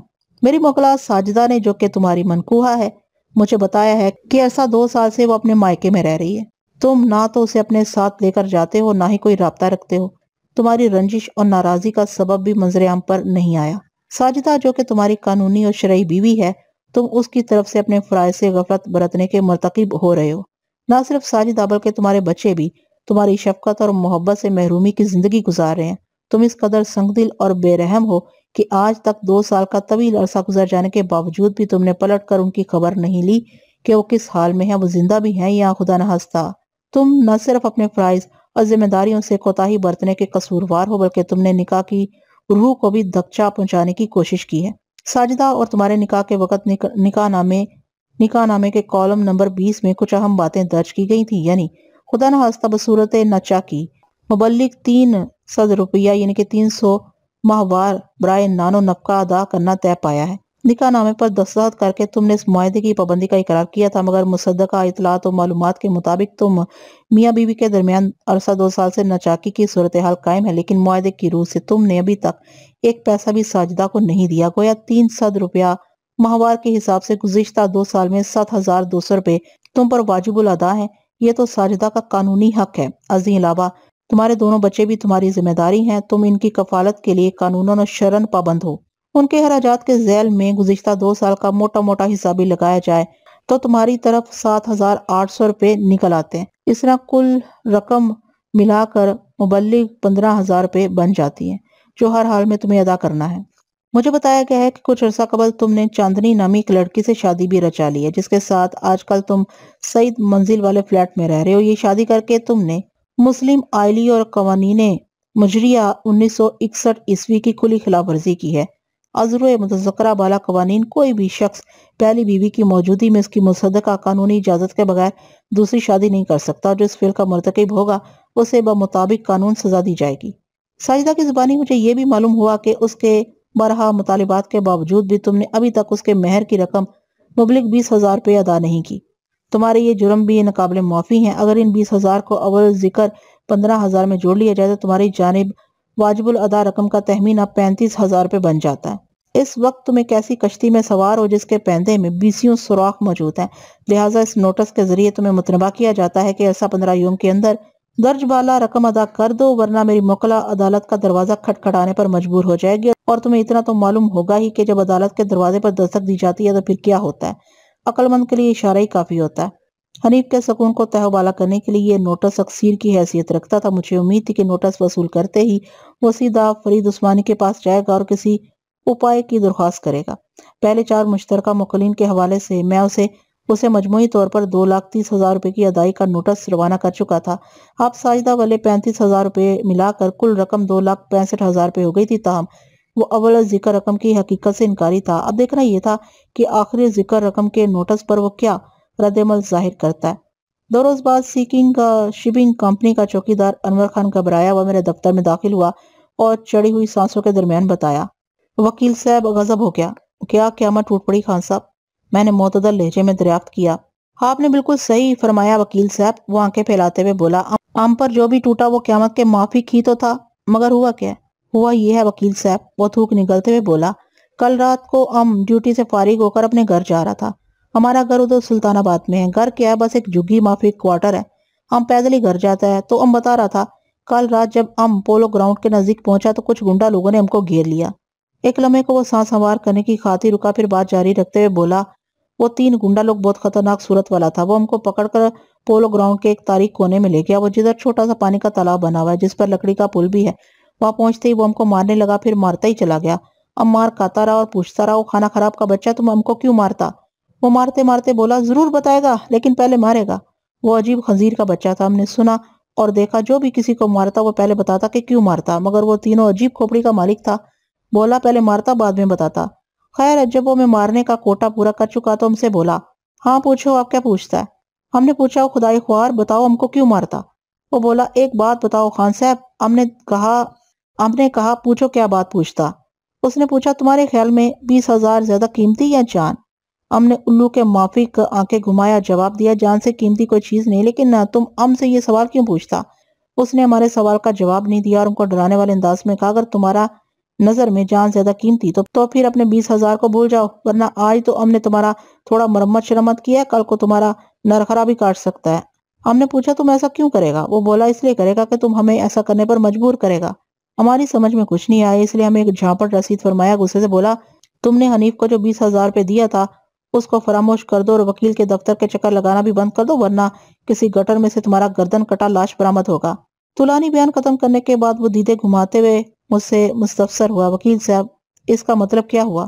آپ کیا مطلب سمجھے ہیں؟ میں نے اکتاہٹ آمیز انداز میں پوچھا۔ ہم تو یہی سمجھا ہے کہ حنیف نے ہم پر حملہ کروایا ہے۔ ہاں، میں گہری سوچ میں ڈوب گیا۔ چند لمحات کے بعد میں نے پوچھا، اس کے علاوہ ان گنڈوں نے آپ کو کوئی دھمکی وغیرہ بھی دی تھی؟ جان کا دھمکی دیا وکیل صاحب، وہ سراسیما نظر سے مجھے دیکھتے ہوئے بولا۔ ہم نے آپ کو سارا تفصیل ابھی بتایا ہے۔ میں نے پوچھا، ان گنڈوں نے اپنے بارے میں بھی کچھ بتایا تھا؟ ایک لمحے کے توقف سے میں نے وضاحت کی، میرا مطلب ہے کہ وہ کون لوگ تھے، کہاں سے آئے تھے اور انہیں کس نے بھیجا تھا؟ وہ آنکھیں چپکاتے ہوئے بولا، ہمارا خیال ہے وہ حنیف کا بھیجا ہوا بدماش لوگ تھا۔ حنیف کے علاوہ بھی انہوں نے کسی کا نام لیا؟ نہیں وکیل صاحب، وہ بے بسی سے بولا۔ میں سوچ میں پڑ گیا۔ آفتاب جیلانی کو ایٹم بم کے حوالے سے ڈرایا دھمکایا گیا تھا، لیکن انور خان کی پٹائی کرنے والوں نے ایٹم بم کا حوالہ استعمال نہیں کیا تھا، مگر دونوں کارروائیوں کا مقصد ایک ہی تھا، یعنی انہوں نے حنیف کے پاس جو رقم پھنسائی تھی وہ اسے دستبردار ہو جائیں اور کسی بھی قسم کی مقدمے بازی کا خیال دل سے نکال دیں۔ یہ سیدھا پولیس کیس تھا، مگر مجھے یقین تھا آفتاب جیلانی کی طرح انور خان بھی پولیس اسٹیشن کا رخ کرنے کی ہمت نہیں کرے گا۔ تاہم میں نے اسے یہ سوال کرنا ضروری سمجھا۔ خان صاحب، میں نے اسے مخاطب کرتے ہوئے سنجیدہ لہجے میں کہا، آپ کو اس افسوسناک واقعے کی رپورٹ ضرور درج کروانا چاہیے۔ اور رپورٹ کہاں؟ وہ خوفزدہ لہجے میں بولا۔ ظاہرہ تھانے میں نے کہا۔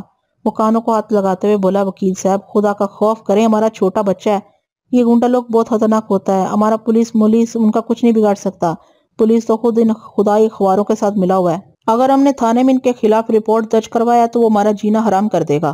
ایک لمحے کو رک کر اس نے سوالیہ انداز میں پوچھا، ایک بات بتاؤں وکیل صاحب؟ میں اس کے پراسرار انداز کو دیکھ کر ہمتن گوش ہو گیا۔ وہ بولا، ہم اپنا کیس واپس لینا چاہتا ہے۔ مجھے غصہ تو بہت آیا تھا، میں نے اس کا اظہار نہیں کیا اور کہا، یہ تو سراسر بزدلی ہے خان صاحب۔ انور خان نے کہا، بزدلی اور بہادری کا مسئلہ نہیں ہے وکیل صاحب، بس ہم اپنے بیوی بچوں کی وجہ سے پریشان ہیں۔ ادھر اورنگی میں ہمارے ایک رشتہ دار کو بھی چند گنڈوں نے اسی قسم کا دھمکی دیا تھا، یہ 1 سال پہلے کی بات ہے۔ ہمارے رشتہ دار نے بہادری کا مظاہرہ کیا اور گنڈوں کی بات ماننے کی بجائے اس نے مقابلے کی ٹھانی، بدلے میں اس کے بیوی بچوں کو قتل کر دیا گیا، اسے زندہ چھوڑ دیا تاکہ وہ اپنے بیوی بچوں کو یاد کر کے ساری عمر روتا رہے۔ اس نے ایک جھجھری لی اور سہمی ہوئی نظر سے مجھے دیکھتے ہوئے بولا، وکیل صاحب ہم اپنے 20,000 روپے پر 20,000 مرتبہ لعنت بھیجتا ہے، ہم کو ایک پیسہ نہیں چاہیے، ہم اپنے بیوی بچوں کے لیے کوئی مصیبت کھڑی نہیں کر سکتا۔ میں نے کہا، اس کا مطلب ہے آپ اس کیس سے ہاتھ کھینچ رہے ہیں؟ ہم ہاتھ پاؤں بلکہ پورا وجود کھینچتا ہے وکیل صاحب، وہ جذباتی لہجے میں بولا۔ ہم کو معاف فرما دے جناب، ہم بزدلی مجبور ہے، آج کے بعد ہم آپ کو اپنا شکل نہیں دکھائے گا۔ میرے کچھ کہنے سے پہلے ہی وہ اٹھ کر کھڑا ہو گیا، پھر خاموشی کے ساتھ میرے دفتر سے باہر نکل گیا۔ میں موجودہ صورتحال پر سردست افسوس کرنے کے سوا کچھ بھی نہیں کر سکتا تھا۔ ہماری پولیس کا جو تصور لوگوں کے ذہن میں بیٹھ گیا ہے وہ قابل شرم ہے۔ پولیس تو عوام کی حفاظت کے لیے ہوتی ہے، مگر آج کل عوام پولیس کے پاس جاتے ہوئے ڈرتے ہیں، انہیں یقین ہوتا ہے کہ وہ ان کی مدد کرنے کی بجائے الٹا انہیں ہراساں کرے گی۔ یہ انتہائی افسوسناک اور باعث ندامت بات ہے۔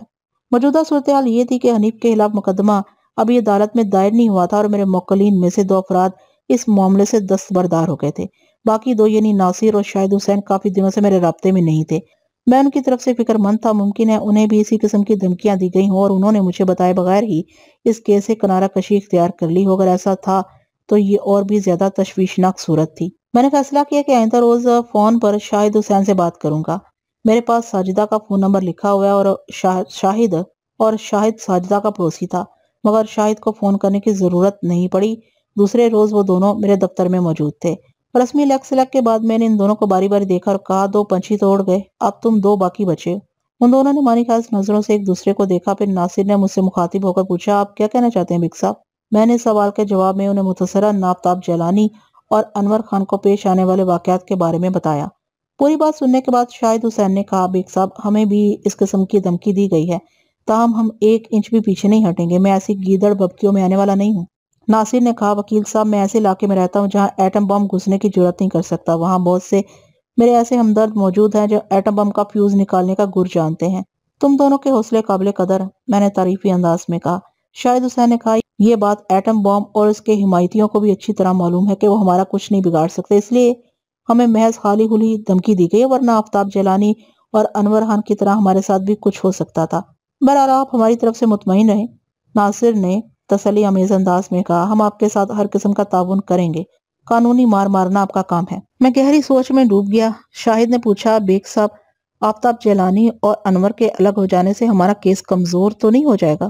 کچھ فرق تو پڑے گا، میں نے صاحب کوئی سے کام لیتے ہوئے کہا، اور ایسی صورت میں جبکہ پہلے ہی ہمارے پاس حنیف کو رقم دینے کا کوئی ٹھوس ثبوت موجود نہیں ہے۔ ناصر نے تشویشناک لہجے میں کہا، پھر کیا ہوگا؟ جو بھی ہوگا اچھا ہی ہوگا، میں نے کہا۔ حنیف کی طرف گمبھیر سناٹا طاری ہے۔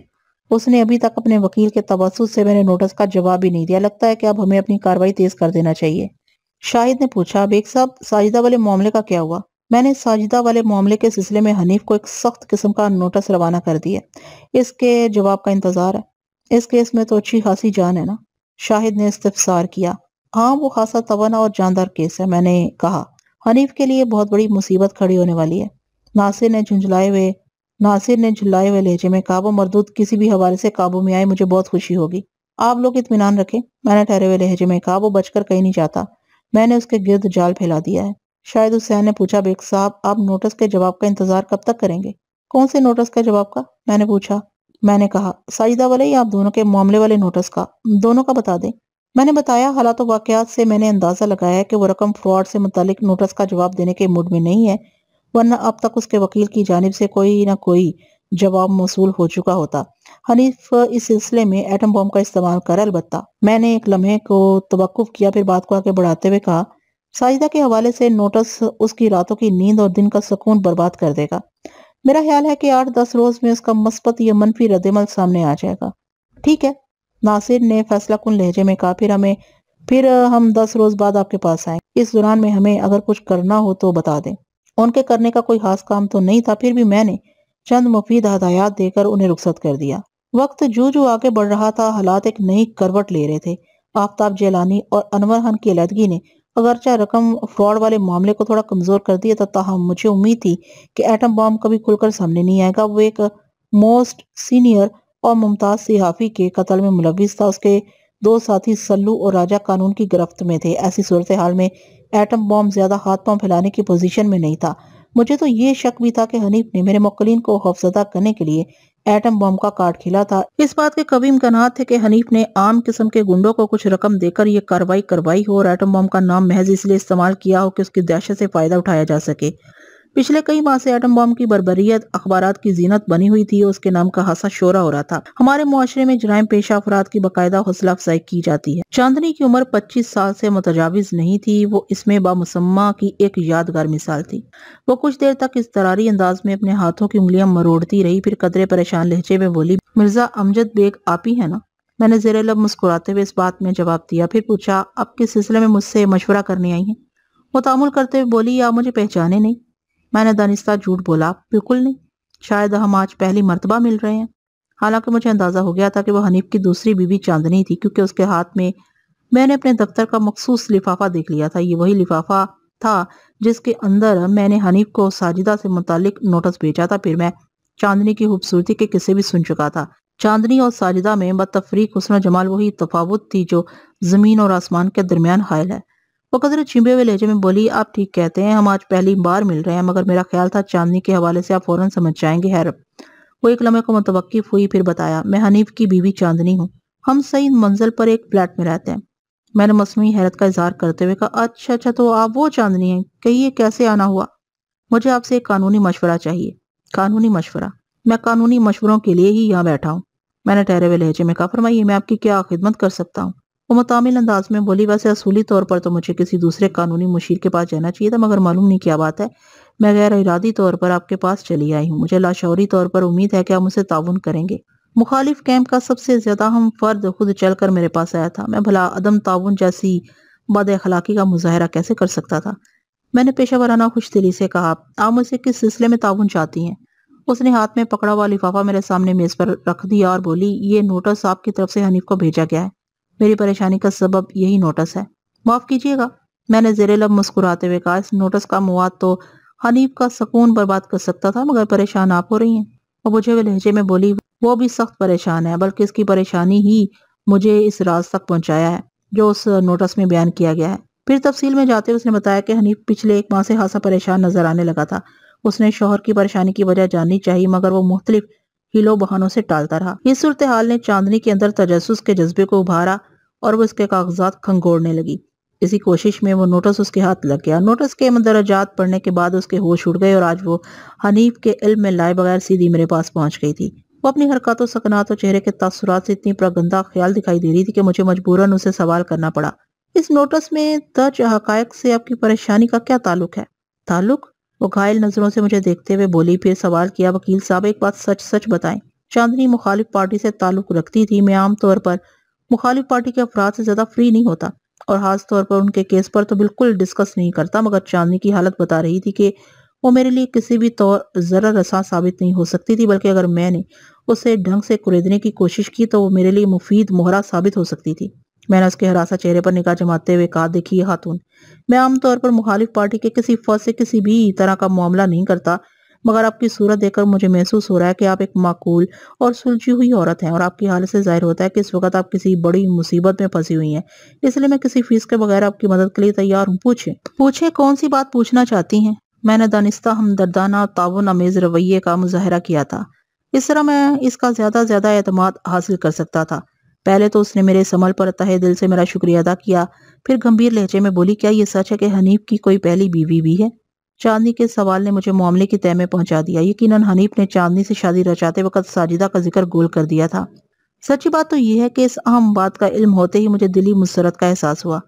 मैंने चांदनी की आंखों में देखते हुए कहा, खातून, जिस तरह आपका नाम चांदनी और मेरा नाम मिर्जा अमजद बेग एडवोकेट है, जिस तरह आज महीने की 10 तारीख और हफ्ते का तीसरा दिन यानी मंगलवार है, जिस तरह सूरज मशरिक से तलू होकर मगरिब में गरूब होता है, जिस तरह हर मुसलमान का ईमान है कि खुदा के सिवा कोई इबादत के लायक नहीं, बिल्कुल उसी तरह ये भी एक ठोस हकीकत है कि हनीफ की पहली बीवी का नाम साजिदा है, जिसे हनीफ के 2 बच्चे अनीला और फवाद हैं।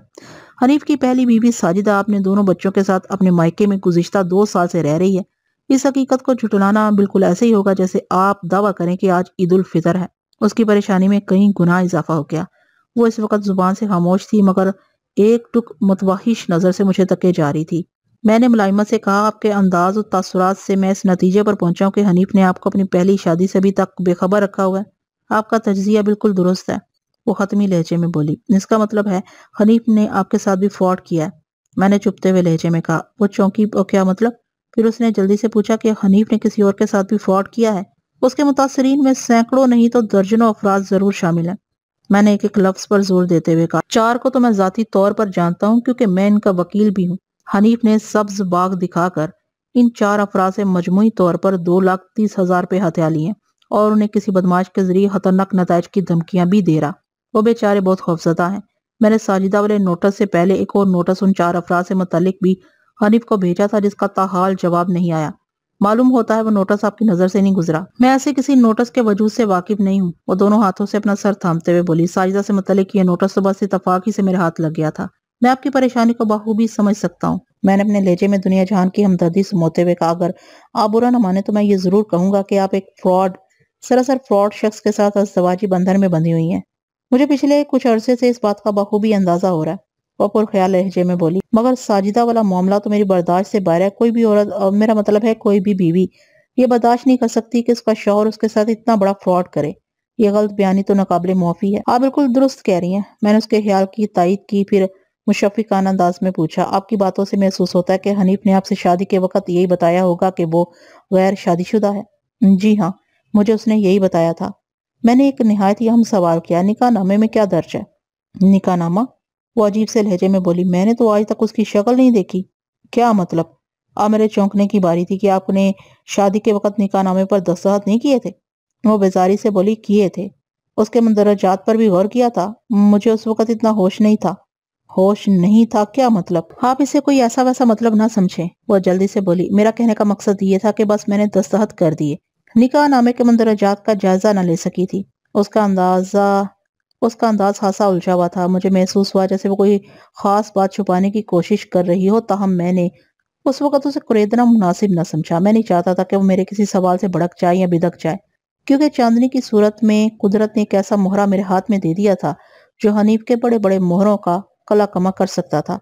मैंने मालूमात अफसा लहजे में कहा, खातून, निकाह नामे के कॉलम में यह दर्ज करना होता है कि आया दुल्हा पहली शादी कर रहा है या इससे पहले भी वो कोई शादी कर चुका है। इससे मुराद ये जानना होती है कि आया दुल्हा कवारा है, रंडवा है या शादीशुदा है। अगर दुल्हा पहली मर्तबा शादी करने जा रहा हो तो इस कॉलम में अक़्द अव्वल के अल्फाज दर्ज किए जाते हैं। मैं इन बातों से वाकिफ नहीं हूँ। वो बेबसी से बोली, हालांकि आपको इन बातों से बखबर होना चाहिए। मैंने पुरजोर लहजे में कहा, लगता है आपने शादी के बाद आज तक निकाह नामे को कभी पढ़ने की जहमत गवारा नहीं की। वो बेबसी से बोली, बेग साहब, मैं आपको बता चुकी हूँ कि निकाह के वक्त के बाद से मैंने निकाह नामे की शक्ल नहीं देखी। मुंदरजात पढ़ने का क्या सवाल है? क्या आपको निकाह नामे की एक कॉपी नहीं दी गई?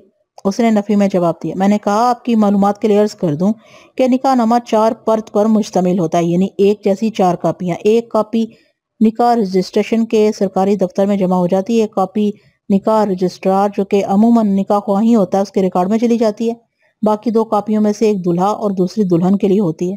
اب حیثیت دلہن نکاح نامے کی ایک کاپی کا حق رکھتی ہیں۔ حیرت ہے حنیف نے آپ کو وہ کاپی کیوں نہیں دی؟ وہ گہری سوچ میں پڑ گئی۔ میں نے کہا ویسے تو یہ نکاح خواہ کی ذمہ داری ہوتی ہے کہ دلہا اور دلہن کو فردن ان کی کاپیاں بہم پہنچائے، لیکن عام طور پر یہی ہوتا ہے کہ شوہر دونوں کاپیاں وصول کر کے لے آتا ہے اور گھر آ کر ایک بیوی کے حوالے کر دیتا ہے۔ کیا حنیف نے ایسا نہیں کیا تھا؟ جی نہیں، اس نے نفی میں گردن ہلاتے ہوئے جواب دیا، پھر بولی میں آج ہی جا کر اس سے پوچھتی ہوں۔ آپ ضرور پوچھیں، میں نے کہا، لیکن میں اپنے پیشہ ورانہ تجربے کی بنا پر ایک پیش گوئی کر رہا ہوں، اور یہ کہ حنیف آپ کو نکاح نامے کی کاپی کی ہوا بھی نہیں لگنے دے گا، ورنہ اسے بیک وقت 2 محاذوں پر لڑنا پڑے گا۔ ایک محاذ تو کرنگی میں کھلا ہوگا، دوسرا سعید منزل پر کھل جائے گا۔ پھر مجھے کیا کرنا چاہیے؟ وہ اس وقت کسی بڑی مصیبت میں گھری نظر آ رہی تھی۔ میں نے کہا یہ بہت ہی اہم سوال ہے کہ آپ کو اس صورتحال میں کیا کرنا چاہیے، کیونکہ میں نے دنستہ جملہ ادھورا چھوڑ دیا۔ وہ جلدی سے بولی کیونکہ کیا؟ میں نے کہا کیونکہ یہ کہ اگر ساجدہ کی طرف سے مقدمہ عدالت میں جاتا ہے تو وہ اس پوزیشن میں ہے کہ بآسانی مقدمہ جیت جائے۔ اس صورت میں آپ کی پوزیشن خاصی نازک ہو جائے گی۔ کیوں، مجھے کیا ہو سکتا ہے؟ اس نے پرتشویش انداز میں پوچھا۔ میں نے کہا آپ نے شاید اس نوٹس کے مندرجات کو پوری طرح سمجھنے کی کوشش نہیں کی۔ آپ ٹھیک کہتے ہیں۔ اس نے میری بات کی تائید کی۔ میں دوسری شادی یعنی پہلی بیوی کا پڑھ کر ہی خواص بختہ ہو گئی تھی، دیگر باتوں پر میں نے زیادہ دھیان نہیں دیا۔ میں نے ٹھہرے ہوئے لہجے میں اسے بتایا، دیکھیں چاندنی صاحبہ، ہماری عدالتوں میں رائج آئلی قوانین کے تحت کوئی بھی شخص اپنی پہلی بیوی کی مصدقہ قانونی اجازت کے بغیر دوسری شادی کا اختیار نہیں رکھتا، اور اگر وہ ایسا کرتا ہے تو اس کا دوسرا نکاح عذر مسلم آئلی قوانین مجریہ 1961 باطل قرار پائے گا، یعنی اس کی کوئی قانونی حیثیت نہیں ہوگی۔ بالفاظ دیگر قانونی طور پر آپ کو حنیف کی منقوحہ تسلیم نہیں کیا جائے گا۔ از علاوہ اگر حنیف نے آپ سے شادی کے وقت نکاح نامے میں عقد اول لکھوایا تو یہ صورتحال آپ کے لیے مزید سنگین ہو جائے گی۔ ساجدہ کو یہ قانونی حق حاصل ہو جائے گا کہ وہ آپ کو ایک لمحے میں چلتا کر دے۔ ایسی صورت میں حنیف بھی سزا کا مستجب ہوگا۔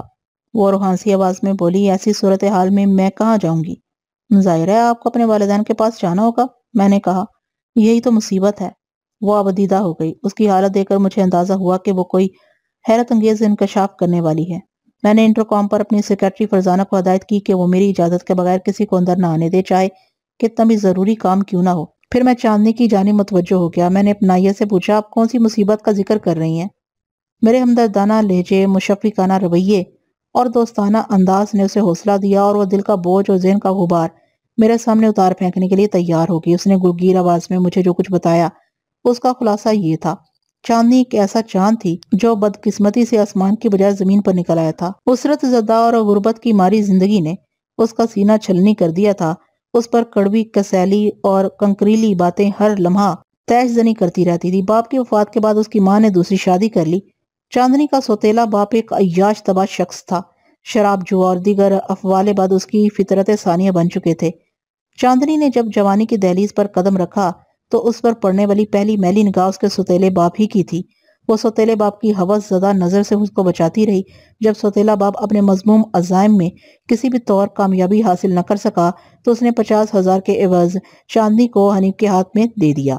بظاہر دنیا والوں کے سامنے حنیف اور چاندنی رشتہ ازدواج میں منسلک ہوئے تھے، مگر در پردہ یہ ایک ڈیل تھی، چاندنی کے سوتیلے باپ اور حنیف کے درمیان 50,000 روپے کی ڈیل۔ اس موقع پر چاندنی کی سب سے بڑی بدقسمتی یہ تھی کہ کچھ عرصہ قبل اس کی والدہ کا انتقال ہو چکا تھا، جو اکثر و بیشتر اسے سوتیلے باپ سے بچاتی رہتی تھی۔ چاندنی نے اس شادی پر یوں بھی کوئی اعتراض نہیں کیا تھا کہ اس کی دانست میں یہی اس کے لیے راہ نجات تھی۔ اسے کیا خبر تھی کہ وہ ایک کھائی میں گرنے جا رہی تھی، اور اب یہ صورتحال تھی کہ اس کی واپسی کے تمام راستے مسدود ہو چکے تھے اور شوہر کے گھر میں اس کا قیام انتہائی ناپائیدار ہو گیا تھا۔ میں تو ایک جہنم سے نکل کر دوسرے جہنم میں پہنچ گئی ہوں، چاندنی نے اپنی داستانے پرعلم کے اختتام پر کہا۔ میں نے کہا آپ ہمت سے کام لیں، اگر اس طرح آپ نے حوصلہ ہار دیا تو پھر واقعی آپ کو مصیبت میں گرفتار ہونے سے کوئی نہیں بچا سکے گا۔ کیا کروں میں، آپ ہی بتائیں۔ اس کے سوال میں یسیت اور مجبوری کا سمندر موجزن تھا۔ میں نے تسلی ہمیں اس لہجے میں کہا، سب سے پہلے تو آپ مجھے یقین دلائیں کہ آپ مجھے اپنا سچا ہمدرد اور خیر خواہ سمجھتی ہیں۔ میں زبان ہی سے یقین دلا سکتی ہوں، بس میرے لیے یہی کافی ہے۔ میں نے کہا زبان کی بات سب سے زیادہ مضبوط ہوتی ہے اگر زبان دینے والا زبان کا دھنی ہو تو۔ آپ مجھے زبان کی دھنی ہی پائیں گے، وہ ٹھوس لہجے میں بولی۔ میں نے کہا بس ٹھیک ہے، پہلے سب سے آپ کو یہ کرنا ہے کہ کسی بھی طور حنیف کو یہ معلوم نہیں ہونا چاہیے کہ آپ مجھ سے ملی تھی یا آپ کا مجھ سے کوئی رابطہ ہے۔ بالکل ایسے ہی ہوگا، وہ قطعیت سے بولی۔ میں نے کہا دوسری بات یہ ہے کہ آپ یہ نوٹس والا لفافہ جا کر وہیں رکھ دے جہاں سے آپ نے اٹھایا تھا۔ حنیف کو ذرا سا بھی شک نہیں ہونا چاہیے کہ آپ کو اس نوٹس کی حقیقت اور اہمیت کا علم ہو چکا ہے۔ وہ فرما برداری سے بولی، میں آپ کی ہدایت پر عمل کروں گی۔ میں نے کہا اور جب تک میں خود نہ بھلاؤں آپ میرے دفتر میں یا عدالت میں مجھ سے ملنے کی کوشش نہیں کریں گی۔ انتہائی ضروری گفتگو صرف ٹیلی فون پر ہوگی۔ ایک لمحے کے توقف سے میں نے پوچھا، ٹیلی فون کی سہولت آپ کے پاس ہے نا؟ جی ہاں، ہمارے گھر میں فون موجود ہے، اس نے بتایا۔ میں نے مزید کہا، اس کے علاوہ آپ انتہائی معقولیت کے ساتھ حنیف سے نکاح نامہ دیکھنے کی خواہش ظاہر کریں گی۔ مجھے اس میں کیا دیکھنا ہوگا؟ اس نے پوچھا۔ میں نے بتایا، عقد اول یا عقد ثانی وغیرہ کا اندراج۔ ٹھیک ہے، یہ میں کر لوں گی، وہ ٹھہرے ہوئے لہجے میں بولی۔ پھر پوچھا، بالفرض محال اگر حنیف نے مجھے نکاح نامہ نہ دیا تو پھر کیا ہوگا؟ کچھ نہیں ہوگا، میں نے بے پرواہی سے کہا۔ میں یہ معلومات نکاح خواہ سے براہ راست بھی حاصل کر سکتا ہوں اور اس سے نکاح کی کاپی کے لیے بھی کہہ سکتا ہوں۔ سرکاری رجسٹریشن کے دفتر سے بھی کاپی نکلوائی جا سکتی، اگر ضرورت پڑی تو کوئی نہ کوئی راستہ نکل ہی آئے گا۔ ویسے آپ مجھے نکاح کی تاریخ اور متعلقہ علاقے کا نام لکھوا دیں۔ چاندنی نے یہ دونوں چیزیں مجھے نوٹ کروا دیں، پھر سوال کیا، بیگ صاحب اس ساری تگ و دو میں میرا بھلا کس طرح ہوگا؟ اس نے ذہانت آمیز سوال کیا تھا۔ میں نے کہا، میں اپنی سی کوشش کروں گا کہ آپ کا آشیانہ آندھیوں کے زد سے محفوظ رہے اور آپ کو دربدر کی ٹھوکریں نہ کھانی پڑے۔ اس سارے عمل کے لیے مجھے بہت ہی پیچیدہ راستہ اختیار کرنا پڑے گا جو فی الحال نہ تو آپ کی سمجھ میں آئے گا اور نہ میں آپ کو بتانا مناسب سمجھتا ہوں۔ ایک لمحے کے وقفے کے بعد میں نے کہا، جس طرح میں نے آپ کی زبانی یقین دہانی پر اندھا اعتماد کرتے ہوئے آپ کی مدد کرنے کا وعدہ کیا ہے، بالکل اسی طرح آپ بھی میری زبان پر اعتماد کرتے ہوئے مجھے اپنا سچا ہمدرد اور خیر خواہ سمجھے۔ وہ میرا شکریہ ادا کرنے کے بعد دفتر سے رخصت ہو گئی۔ میں نے اپنے طور پر یہ پلان بنایا تھا کہ اس تمام کیس کے اندر سب کے مفاد کا تحفظ کروں گا۔ یہ بڑی عجیب بات تھی، میں اپنی پارٹی اور مخالف پارٹی کے ایک فرد کی خیر خواہی کے بارے میں سوچ رہا تھا۔ بہرحال میری خواہش تھی کہ آفتاب جیلانی، انور خان، شاہد حسین اور ناصر کو اس کی رقم مل جائے، ساجدہ کو شوہر اور اس کے بچوں کو باپ مل جائے، ازیں علاوہ چاندنی بھی بے یار و مددگار نہ رہے۔ بادی نظر میں یہ ناممکن نظر آتا تھا، تاہم میں ایسا ہی چاہتا تھا۔ میری نگاہ میں قصوروار صرف ایک شخص تھا اور وہ تھا حنیف۔ اس کو قرار واقعی سزا ملنا چاہیے تھی۔ میں نے چاندنی کے فون کا انتظار نہیں کیا، بلکہ اپنے ذرائع استعمال کر کے میں نے معلوم کر لیا کہ حنیف نے چاندنی سے شادی کے وقت نکاح نامے میں عقد اول کے الفاظ درج کروائے تھے۔ اس حرکت سے وہ پوری طرح قانونی گرفت میں آ سکتا تھا۔ میں نے اسی روز ناصر اور شاہد حسین کو فون کر کے خوشخبری سنا دی کہ بہت جلد ان کی ڈوبی ہوئی رقم سطح فراڈ پر نمودار ہو کر ان کے قدموں میں پہنچنے والی ہے۔ انہیں میری بات کا فوری طور پر یقین نہیں آیا تھا، تاہم ان کی خوشی عین فطری تھی۔ چاندنی سے میں ایک نہایت ہی اہم بات پوچھنا بھول گیا تھا۔ اس طرف میرا دھیان بہت بعد میں گیا تھا۔ میں نے اسی روز دن میں کسی وقت چاندنی سے فون پر بات کرنے کے بارے میں سوچا، کیونکہ دن کے وقت حنیف گھر میں نہیں ہوتا تھا، چنانچہ چاندنی فری ہو کر بات کر سکتی تھی۔ عدالت سے فارغ ہونے کے بعد میں دفتر پہنچا اور سیکرٹری سے چاندنی کا نمبر ملانے کے لیے کہنے ہی والا تھا کہ چاندنی کا فون آ گیا۔ میں نے ہیلو کہہ کر ریسیور کان سے لگا لیا۔ بیگ صاحب، میں چاندنی بول رہی ہوں، آپ نے مجھے پہچان لیا؟ جی میں پہچان گیا، میں نے خوشگوار لہجے میں کہا۔ پھر پوچھا، اینی پروگریس؟ چاندنی نے مجھے بتایا تھا کہ اس نے انٹرنس کا امتحان پاس کیا تھا۔ وہ نہ صرف انگریزی پڑھ لیتی تھی بلکہ ہلکے پھلکے جملے بول اور سمجھ بھی لیتی تھی۔ میرے سوال کے جواب میں چاندنی نے بوکھلائے ہوئے لہجے میں بتایا، پروگریس تو ابھی کوئی نہیں ہے، مگر ایک گڑبڑ ہو گئی ہے۔ میں نے تشویش سے پوچھا۔ اس نے بتایا، حنیف گزشتہ رات گھر نہیں آیا۔ اوہ، میں نے گہری سانس خارج کی۔ کیوں؟ کیا کل رات یا دن میں کسی وقت کوئی خاص واقعہ پیش آ گیا تھا؟ وہ بولی۔ میں گاہے بگاہے اسے نکاح نامے کا ذکر کرتی رہی تھی۔ وہ حسب معمول ٹال مٹول سے کام لیتا رہا، لیکن گزشتہ شام کو ہمارے درمیان اچھا خاصا جھگڑا ہو گیا۔ مجھے بھی غصہ آ گیا اور میں نے اسے کھری کھری سنا دی۔ وہ خاصا جھنجھلایا ہوا تھا اور بار بار ایک ہی جملہ دہرا رہا تھا، میں پہلے ہی بہت پریشان ہوں، تو مجھے اور پریشان نہ کرو۔ ہمارے درمیان خاصی دیر تک بحث و تکرار ہوتی رہی، پھر ناراضی سے گھر سے نکل گیا۔ وہ عام طور پر رات 10 بجے تک گھر آ جاتا ہے، مگر گزشتہ رات وہ لوٹ کر نہیں آیا۔ میں نے اور آج کا آدھا دن سخت پریشانی میں بسر کیا اور اب آپ کو فون کر رہی ہوں۔ اب آپ بتائیں میں کیا کروں؟ آپ صرف یہ کریں کہ پریشانی کو خود سے دور بھگا دیں، میں نے تشفی امیز انداز میں کہا۔ حنیف خود گیا ہے تو خود ہی واپس بھی آ جائے گا، اس کے لیے فکر مند ہونے کی ضرورت نہیں ہے۔ اور رہی بات نکاح نامے والی، میں نے ایک لمحے کے توقف سے اضافہ کیا، تو وہ میں نے سب معلومات کروا لی ہیں۔ نکاح نامے میں حنیف نے عقد اول ہی لکھوایا ہے، یعنی جھوٹ درجہ اول، وہ زہریلے لہجے میں بولی۔ بالکل درست، میں نے تائید کی۔ اس نے پوچھا، مجھے کیا کرنا ہوگا؟ میں نے کہا، اچھا ہوا آپ نے فون کر لیا، ورنہ میں آپ سے رابطہ کرنے والا تھا۔ کیوں، کوئی خاص بات؟ اس کے لہجے میں تشویش تھی۔ میں نے کہا، دراصل اس روز میں ایک نہایت ہی اہم بات پوچھنا بھول گیا تھا، اس لیے آپ کو تھوڑی زحمت دینا چاہتا تھا۔ غیروں کی طرح بات نہ کریں بیگ صاحب، وہ اپنائیت سے بولی۔ میں اب پوری طرح آپ پر انحصار کر رہی ہوں، میں نے کہا میں اس عمل کو آپ کی عقل مندی پر محمول کروں گا۔ وہ بولی اب آپ کچھ پوچھنا چاہ رہے تھے؟ میں نے پوچھا سیکنگ شپنگ کمپنی والوں نے کچھ عرصہ قبل حنیف کو نوکری سے نکال دیا تھا، اب آپ لوگوں کا گزارا کس طرح ہو رہا ہے؟ میرا مطلب ہے کہ اگر انسان فاقے بھی کر رہا ہو پھر بھی فلیٹ کا کرایہ، بجلی گیس اور ٹیلی فون کے بل تو ادا کرنا ہی پڑتے ہیں، کیا حنیف کا کوئی دوسرا ذریعہ آمدنی بھی ہے؟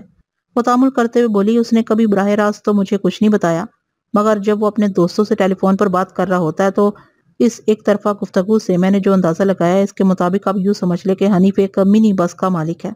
یہ منی بس نارتھ کراچی کے روٹ پر چلتی ہے۔ ویری انٹرسٹنگ، میرے منہ سے بے سختہ نکلا۔ اس کے علاوہ چاندنی بتا رہی تھی اس کے علاوہ مجھے یہ سن بھی ملی ہے کہ وہ پرائیویٹ سکول بھی چلا رہا ہے۔ بظاہر اس سکول کی ملکیت کسی اور شخص کے نام ہے، لیکن درپردہ حنیف ہی اس سکول کا مالک و مختار ہے۔ واہ بھائی واہ، میں نے دلچسپی لیتے ہوئے کہا حنیف کی تو پانچوں گھی میں ہیں، دنیا کے کسی بھی چپڑاسی نے شاید ہی اتنی ترقی کی ہو، بے ایمانی اور فراڈ سے سب کچھ ممکن ہے، وہ شکستہ لہجے میں بولی۔ میں نے پوچھا اس پرائیویٹ سکول کا نام کیا اور وہ کس علاقے میں واقع ہے؟ علاقہ تو مجھے معلوم نہیں، وہ معذور لہجے میں بولی، تاہم سکول کا نام غالباً ویل فاؤنڈیشن سیکنڈری سکول ہے۔ اور بینک بیلنس کے بارے میں آپ کی معلومات کیا ہیں؟ میں نے مفید ترین کوریز جاری رکھی۔ وہ بولی اس کا بینک اکاؤنٹ تو ہے مگر اس میں رقم کتنی ہے یہ میں نہیں جانتی۔ آپ نے جتنی حساس معلومات مجھے فراہم کی ہیں اس کے لیے میں آپ کا از حد شکر گزار ہوں، میں نے ممنون لہجے میں کہا۔ جواب میں اس نے ہر اچھے انسان کی طرح کہا یہ تو میرا فرض تھا۔ دو چار رسمی باتوں کے بعد میں نے سلسلہ ٹیلی فونک گفتگو منقطع کر دیا۔ اگلے 2 گھنٹے میں ذہنی طور پر بہت مصروف رہا۔ اس وقت میں اپنے دفتر میں بیٹھے بیٹھے ایک سرگرم مفتش بن گیا تھا۔ Board of secondary education Karachi یعنی BSE کے کنٹرولر آف ایگزامینیشن کا سیکرٹری میرے بہت اچھے تعلقداروں میں تھا۔ میں نے فون پر اسے رابطہ کیا، تھوڑی ہی دیر بعد اس نے متعلقہ شعبے سے معلوم کر کے مجھے بتا دیا کہ ویل فاؤنڈیشن سیکنڈری اسکول کہاں پر واقع تھا اور اس کا ریکگنیشن لیٹر کس شخصیت کے نام ایشو ہوا تھا۔ اسی طرح میں نے ٹرانسپورٹرز یونین کے چیئرمین سے رابطہ کر کے بھی اس بات کی تصدیق کر لی کہ حنیف کی منی بس کون سی تھی اور اس کا روٹ کیا تھا۔ مزید تحقیق کے بعد مجھے معلوم ہوا کہ جس بلڈنگ میں ویل فاؤنڈیشن اسکول چل رہا تھا وہ بھی حنیف کی ملکیت تھی۔ وہ 120 گز پر تعمیر شدہ ایک 2 منزلہ عمارت تھی جس کی اس زمانے میں کم سے کم قیمت بھی 2.5 لاکھ تو ہوگی۔ اس کا مطلب یہ ہوا کہ چاندنی سے گفتگو کرتے ہوئے میں نے ایک جملہ ادھورا بول دیا تھا۔ در حقیقت حنیف کی پانچوں گھی میں اور سر کڑائی میں تھا۔ اللہ اللہ کیا شان پائی تھی اس چپڑاسی نے، اس خوش بخت نامراد نے۔ حنیف کے اثاثوں کے بارے میں جان کر مجھے بہت خوشی ہوئی۔ اب ہمارے پہلے کیس کے تن مردہ میں ٹھیک ٹھاک جان آ گئی تھی۔ عدالت حنیف سے یہ سوال کر سکتی تھی کہ اگر اس نے کوئی فراڈ دھوکہ دہی کا کام نہیں کیا تھا تو پھر اس نے زندگی بھر چپڑاسی کی نوکری کرتے ہوئے یہ مال و جائیداد کس طرح بنا لیا تھا، اور اس پیچیدہ سوال کا اس کے پاس کوئی جواب نہ ہوتا۔ میں نے دفتر سے اٹھنے سے پہلے فیصلہ کر لیا کہ کل کا دن میں حنیف کے خلاف دستاویزی ثبوت حاصل کرنے میں صرف کروں گا اور اسے اگلے روز عدالت میں اس کے خلاف باقاعدہ 2 مقدمات دائر کر دیے جائیں گے، ایک ساجدہ کی طرف سے اور دوسرا 4 متاثرین کی طرف سے۔ میں نے اسی روز شاہد حسین کی ڈیوٹی لگا دی کہ وہ آئندہ روز آفتاب جیلانی اور انور خان کو میرے پاس لے آئے۔ میں ان سے کچھ ضروری باتیں کرنا چاہتا تھا۔ آنے والا دن نہایت ہی اہم تھا۔ اس دن کی اہمیت دن شروع ہونے سے قبل ہی اپنی شکل میں نمایاں تبدیلیاں پیدا کر چکی تھی۔ وہ شام بڑی ہی تہلکہ خیز اور انکشاف انگیز تھی۔ میں دفتر سے فارغ ہو کر اپنی گاڑی میں گھر جا رہا تھا کہ ایک سگنل پر مجھے رکنا پڑا۔ اسی وقت ایک اخبار فروش بچہ میری گاڑی کے قریب آیا اور شام کا ایک اخبار میری نگاہ کے سامنے لہراتے ہوئے بولا، خطرناک اشتہاری مجرم اور مرڈر کیس کا موسٹ وانٹڈ اصغر عرف ایٹم بم پولیس مقابلے میں ہلاک۔ اسی وقت سگنل کھل گیا۔ میں نے بچے کے ہاتھ سے اخبار چھپٹ کر ایک چھوٹا نوٹ اس کی ہتھیلی پر رکھ دیا اور گاڑی آگے بڑھا دی۔ میں نے پہلی کوشش میں گاڑی کو رش سے نکالا اور ایک اوپن ایئر ریسٹورنٹ میں بیٹھ کر اس سنسنی خیز خبر کی تفصیلات پڑھنے لگا۔ خبر کے مطابق آج دوپہر کے بعد پولیس نے سہراب کوٹ کے نزدیک واقع ایک عمارت کے فلیٹ پر دھاوا بولا تھا۔ پولیس کو اطلاع ملی تھی کہ ایٹم بم اپنے چند بہی خواہوں کے ساتھ اس فلیٹ میں موجود ہے۔ پولیس کی آمد پر ایٹم بم اس کے ساتھیوں نے راہ فرار اختیار کی۔ پولیس نے انہیں روکنے کی کوشش کی تو انہوں نے پولیس پر فائرنگ شروع کر دی۔ جواب میں پولیس کو بھی فائرنگ کرنا پڑی، جس کے نتیجے میں ایٹم بم اور اس کا ایک ساتھی موقع پر ہی ہلاک ہو گیا۔ 2 ساتھیوں نے شدید زخمی حالت میں اسپتال پہنچنے سے قبل ہی دم توڑ دیا۔ ہلاک ہونے والے ایٹم بم کے ساتھیوں کے نام کچھ اس طرح تھے: جاوید احمد، نذیر اقبال اور حنیف ٹرانسپورٹر۔ نیچے ان چاروں کی تصویریں بھی شائع ہوئی تھیں۔ حنیف کی تصویر کو دیکھتے ہی میں نے فوراً پہچان لیا، وہ ساجدہ کا شوہر حنیف فراڈیا ہی تھا۔ میں نے اخبار کی لو پر نظر ڈالی تو معلوم ہوا وہ ایک معروف شام کے اخبار کا ضمیمہ تھا جو ہنگامی بنیاد پر شائع کیا گیا۔ اس کے بعد کے واقعات کی تفصیل میں آپ کے لیے کوئی دلچسپی کی بات نہیں ہوگی، اس لیے میں بھی واقعات کو سمیٹتے ہوئے آپ کو اس پیچ در پیچ کہانی کے انجام سے آگاہ کرتا ہوں۔ حنیف کی موت کے بعد اس کے مال و دولت اور جائیداد کی قانونی حقدار اس کی بیوی ساجدہ اور بچوں کو قرار دیا گیا تھا۔ حنیف کے بینک اکاؤنٹ میں لگ بھگ 2,40,000 روپے کا سراغ ملا تھا۔ ایسے مواقع پر عموماً انسان خود غرض ہو جاتا ہے، مگر حیرت انگیز طور پر ساجدہ نے دریا دلی کا مظاہرہ کیا۔ چاروں متاثرین کا معاملہ اس کے علم میں تھا۔ میں نے تفصیلاً چاندنی کے بارے میں بھی اسے بتا دیا۔ وہ صابر اور شاکر عورت کسی سمندر کی گہرائی اپنے دل میں رکھتی تھی، اور اسی حساب سے اس کا دامن بھی طویل و عریض تھا۔ اس نازک مرحلے پر اس نے عجیب و غریب فیصلہ کیا۔ اس نے اپنی رضامندی اور خوشی سے چاروں متاثرین کو ان کی ڈوبی ہوئی رقم واپس کی۔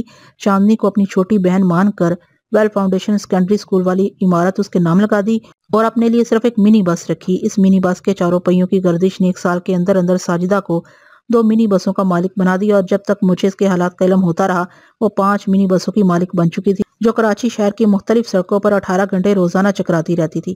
ساجدہ کی اس بے بہا ترقی میں اس کے بندہ پرور عمل کا بھی عمل دخل ہے۔ جو شخص خدا کے بندوں کا خیال رکھتا ہے خدا سے ضرور نوازتا ہے۔